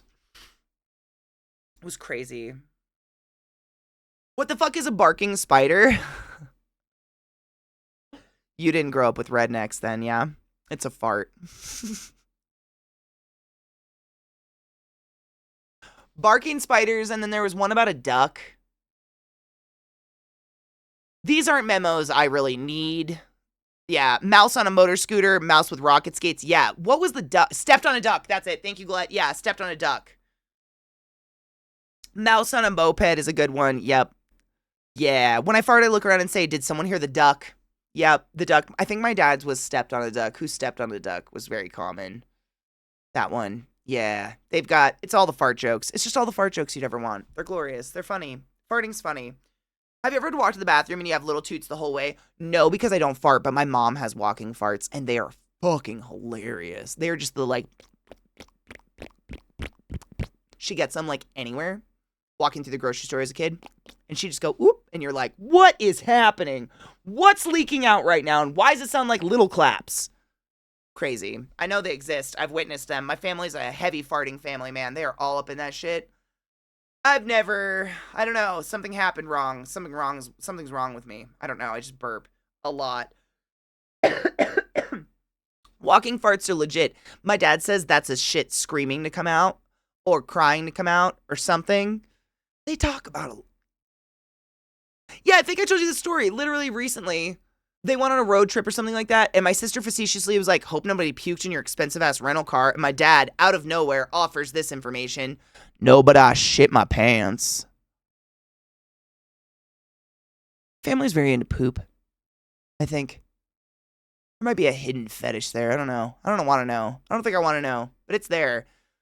I just looked up. He made 8 Mission Impossible movies. That's wow. There's 8 now? Crazy. Also, the horror of hearing about farts rolling forward. It's kind of horrifying the first time I think it happens to anyone, because, like, in my brain, like, what if it went up in your poos? Like, is that poo air in your poos now? What do you do? Is it just a double? Is it like a 2-for-1? Like a blue light special. I feel like that would be a horror to happen to somebody. Yeah. Like, do you no. Do you have to pinch it out? I'll stop it. Do you just, like, pretend this is your stretch now? Oh, shit. Y'all. You know? What do you do? Yeah, you do. Okay, cool. I didn't know how to word it. I was just curious. I guess when I was really little, I would say, oops, I burped out my butt. Oh, my God. That's so cute. Oops, I burped out my butt. Kids are precious. That's adorable. That's adorable. It's a 2-for-1. That's what I thought. Yeah. It's a fweef. Mm-hmm. Biology is beautiful.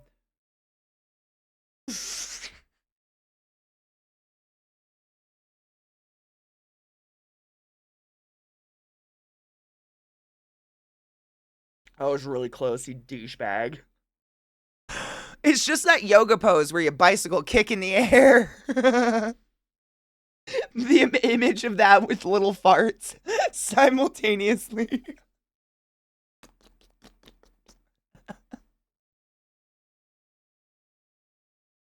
I hate it.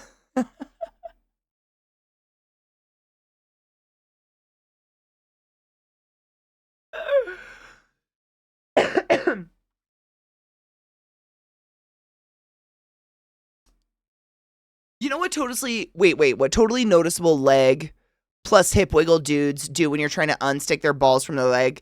Like that, but girl version. Oh yeah, 100%. Yeah, it's kind of like that weird long leg step to the side a little bit and shimmy.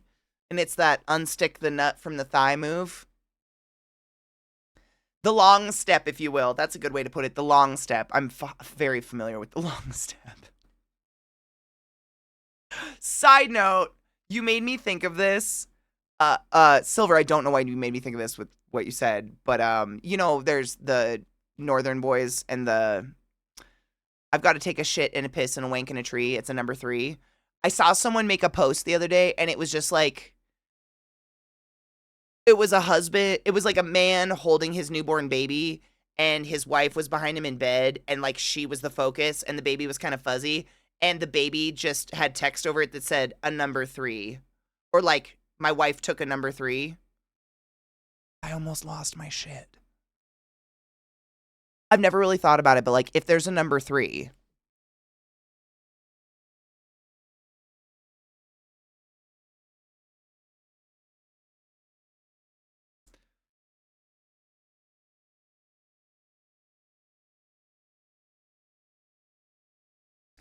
Cha-cha, real smooth.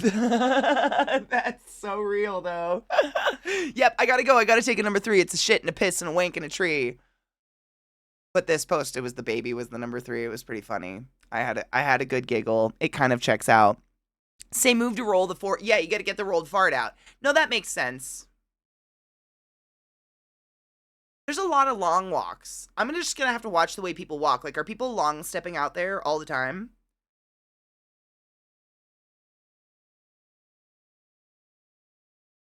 I guess we never give a shit. We take a shit. Love the English language. It's a mess. I still have to, like, I mean, to this day, and I write every day and type things and, talk in typing form. I still have to think about there, and there. And, like, when to put an apostrophe with an S and when not to put the apostrophe. Still have to double think that sometimes. All the time. Take a shit, leave a shit, give a shit. Oh shit. Shit's versatile. Is it as versatile as fuck, though? Well, yeah, I've been a little shit many times in my life. Have you not also been a little shit? Fuck. It's pretty versatile. You can give a fuck.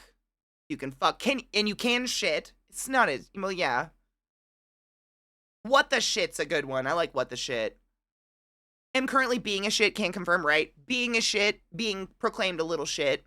Taking a shit, giving a shit. Actually taking a shit. There's a lot of, I mean, it's pretty, we've kind of like,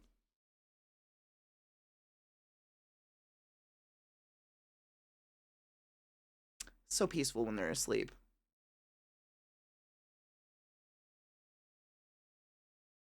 She's so fucking cute.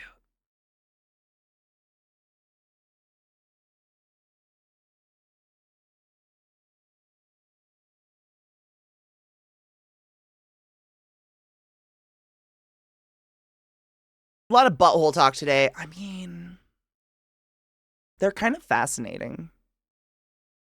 Where did we start? Hernias? Cum gutters. It all started with cum gutters. I think it all just started with fun medical facts that just inevitably end up back to butts always. Because butts, they're kind of mysterious. It's like you don't really see it regularly, but you interact with it pretty regularly. Just kind of like the hidden stranger, you know? Have you checked your butthole? Bell End is great. Some of the British versions, though, take me a while. Like, I genuinely have to Google, like, what the fuck, why did we get from here to here? It makes sense once you look it up, kind of, but they can be really far stretches. Like, really far stretches. Jinx.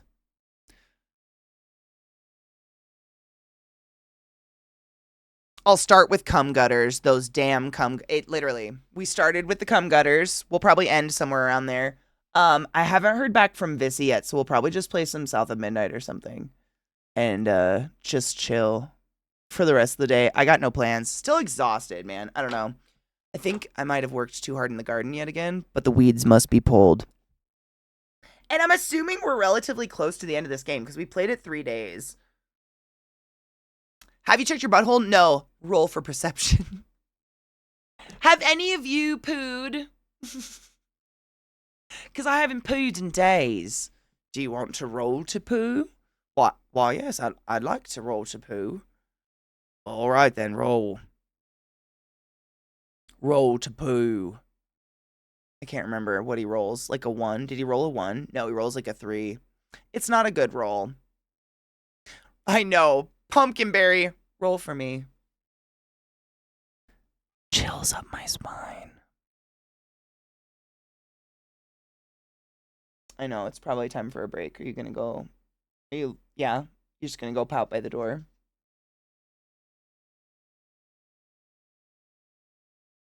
A 12? I mean, what did you roll for?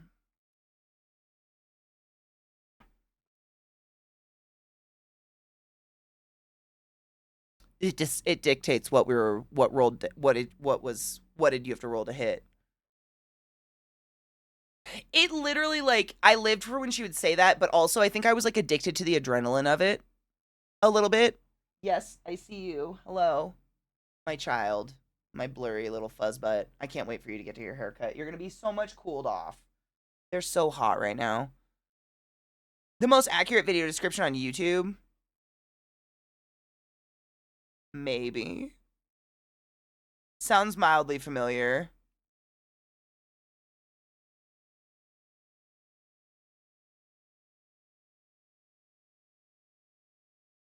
That's what I'm quoting, Silver. I'm not kidding. That's literally what I'm quoting. We've seen it multiple times. It's fucking hilarious. I'd like to roll to poo. DM's like, please don't roll a 20. I know, what do you do now? Who rolls a 20? I think in my playthrough of Baldur's Gate that I'm doing right now, I have rolled a 20 once. Ever. Rolled a few crit ones, though. Yes, ma'am. What's up, Miss Ma'am? Can I help you?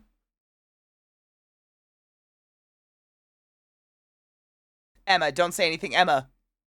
Nothing!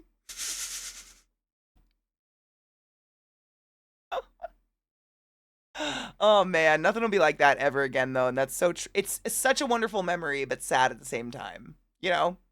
It's one of those that like it's more special because it was that once in a lifetime thing. I rolled an nat 20, that's a critical hit. Gonna be some bludgeoning damage. Let's fucking go. I feel it in my fingers. I feel it in my toes. These motherfuckers keep mean to harm us, and they got to go. So come on, get it now. You picked the wrong day to fuck around with my tight crew. Ooh, ooh, so skibbity. Here's what we're gonna do. I rolled a 1, I rolled a 1, I rolled a 1. Fuck.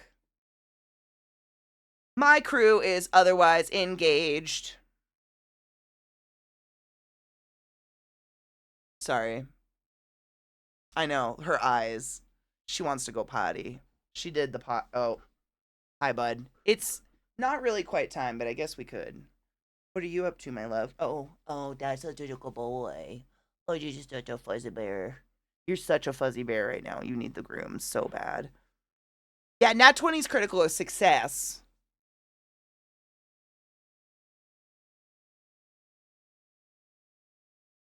Time for a Are you trying to take off my headphones? What are you doing? You look huge. Just take note. They're going to look so small on Tuesday when you see them.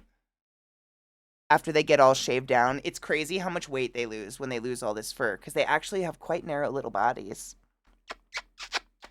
You look a little bit like a greyhound when you're naked.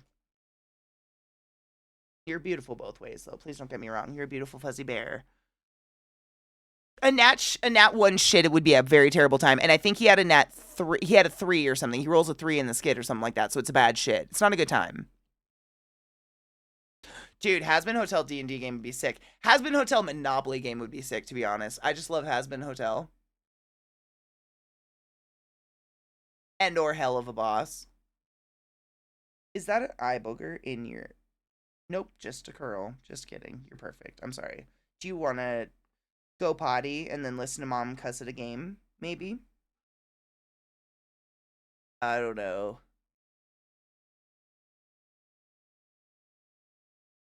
A critical... What would be... That's a good question, honestly, Coach. What would be a crit 20?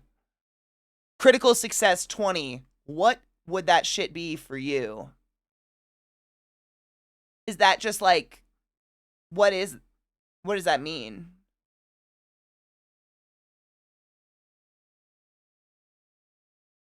My friend's been doing some Alistair art on her Insta, and the guy who voices him loved it. Oh, that's fucking cool.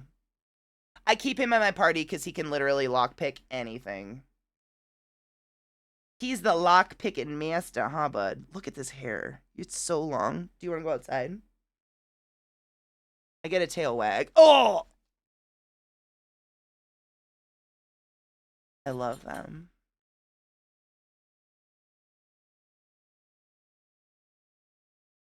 Lighter and clean. Ooh, yeah. Like you just feel thin afterwards and good and not have a burny butthole about it. Is that when it drops in the bowl perfectly and when you get up there's nothing? That's like a phantom poop or something, right? Like it goes down it just like bloop, and it's like nothing happened. I used to have a book that gave definitions to different poops. It was very interesting. Would it be like Randy's shit in South Park or something you wouldn't even feel? I was thinking something you wouldn't even feel, but then like how would you conceive you need to shit?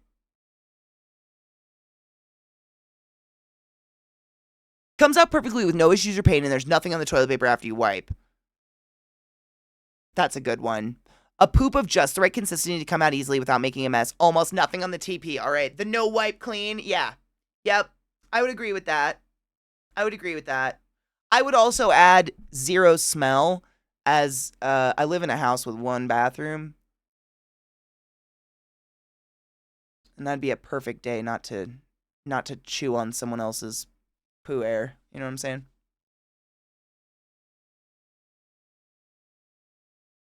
Like, it can still be there, because obviously I'm still alive, but I just don't want to eat it anymore. The don't need a bidet. Wow, why is that hard? Don't need a bidet. Need a bidet. That'd be a good brand. I gotta need a bidet. What about you? I always wanted to play D&D with characters I created, but don't know anyone locally. I would either a celestial battle mage or a technopath who's technically a necromancer because they can create tech or bring back to life tech. That's fucking sick. The clean shit. Yep. Who are we talking about? I don't think anyone in particular. Just like what would your, if you rolled a critical success 20 to take a shit, what is that crit success for you? I think that's the general question. I'm going to pee and take my dogs out real quick, and then we've got like some hours left of the day. We can play some games. Hopefully we finish it, and then we can, I got to try to get the fucking DLC for What's It Fuck again. Epic. Epic's being a cunt. I'll be right back. Be safe. Stretch your legs. Roll your dicks. Make a snail. Pee after sex. Yeah, do that. Oh, it's Do-si-do. A Do-si-do. Cute. There are a lot. Yeah, because there's like, isn't there a strain? I'm pretty sure there's a strain literally called Girl Scout cookies, right? GSC. They just call it GSC, I think. It's been a while since I've seen it, but I'm almost sure. Oh, bitch. Stop that.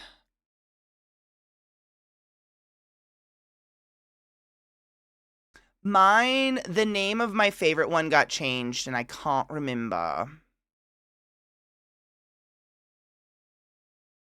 It used to be Samoa's. I don't know what they're called anymore, but that one. It's like caramel and coconut, and it's chewy, and it has chocolate on it. That one is so good. I don't know. I love the chewy. Do they call it a tag-along now? It was Samoa, and they changed the name, rightfully so, because, like, what? I don't know why the fuck it was called that.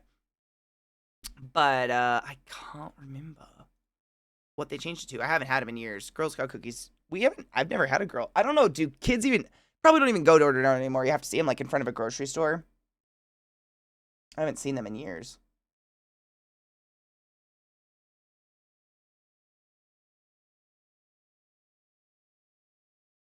Oh, tag-alongs are the PB ones? Okay.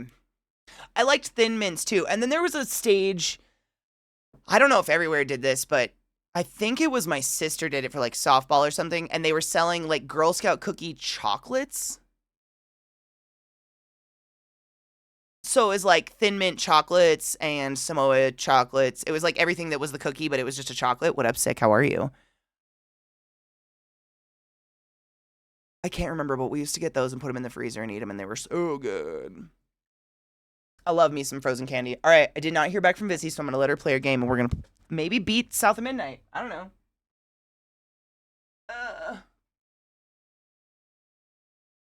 Controller, so far away. This music kind of fits it.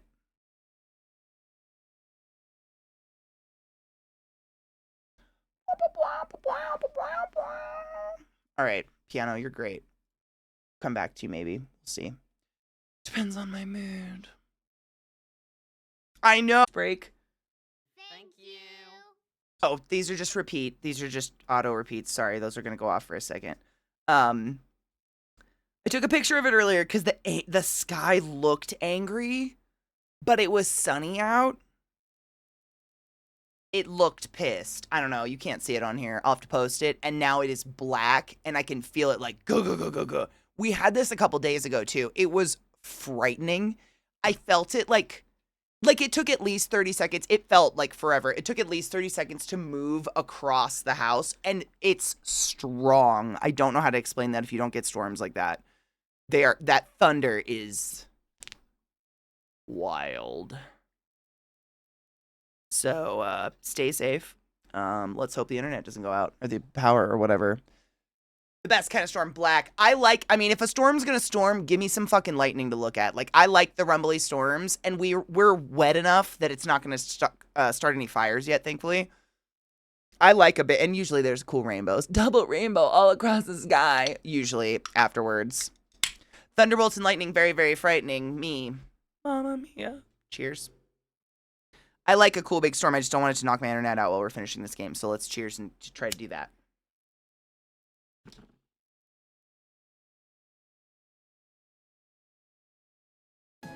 "45 minutes until movie night in our Discord. I have no idea what we're in for tonight, but last night we just happened to only watch one movie. It was crazy. Weird how that happens. We all blacked out for the first movie. Nobody showed up or something. I don't know.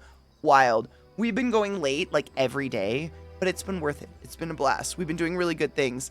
Thank you so much for all of your donations for that weird fucking pizza we made on Friday, and then this monstrosity of a sandwich that's going to be this coming Friday. So stay tuned for that. Tomorrow's day off day. Just a reminder, I want to make sure you're still taking your joy and taking care of yourself and rinsing your bong, even though I'm not here to see you, because I see you, dirty bong. Stop that. Gross. Fungal pneumonias forever. As bizarre as only watching one movie was last night, there were no chat messages either. Crazy, right? Zero. None. Wild how that happens. It's so weird. It's so weird how we just have like random ass nights like that. But I don't know. I don't know what we're in for tonight. It's different movies all the time, so stay tuned. Tomorrow's day off day. That's what I was saying. I'm taking my dogs to the groomers first thing in the morning, but movie night happens on day off day too, so make sure to stop by Discord.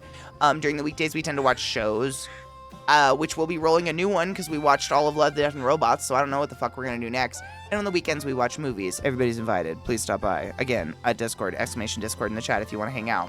This music is so, like...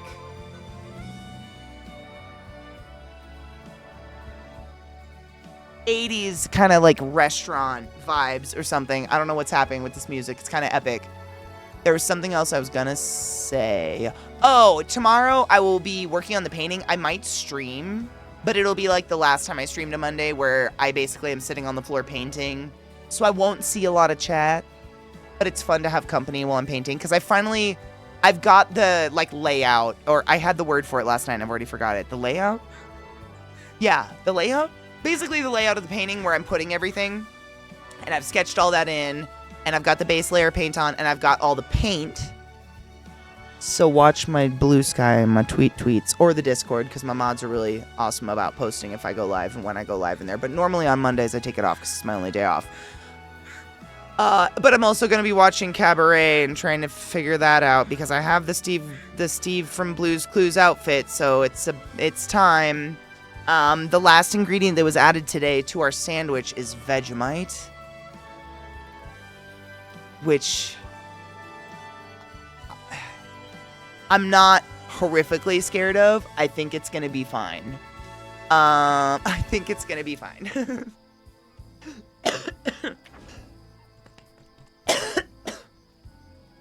I think it's gonna be absolutely fine. I just saw that Elbel was live. And I was going to raid her, and I think she just went unlive. So I guess not. But I know my girl, Imperial Girl, is raising money for St. Jude, and she's doing fun crafts, so I'm going to raid her. Thank you, again, for all of your wonderful donations for St. Jude. We do raise money all month long. Every dollar fucking counts, and I appreciate you. This is an astronomical amount of money. That's wild. In 2 weeks, y'all did that. Thank you for that. You make a huge difference. We make a huge difference in St. Jude. Like, they can do what they do because of us, which is pretty fucking dope. That's it. I love you, and thank you for playing this game with me. I'll see you guys maybe tomorrow if you're sweet and cute. I don't know. We'll see. Definitely Tuesday, though. Bye. Keter in my eyeball. Jesus.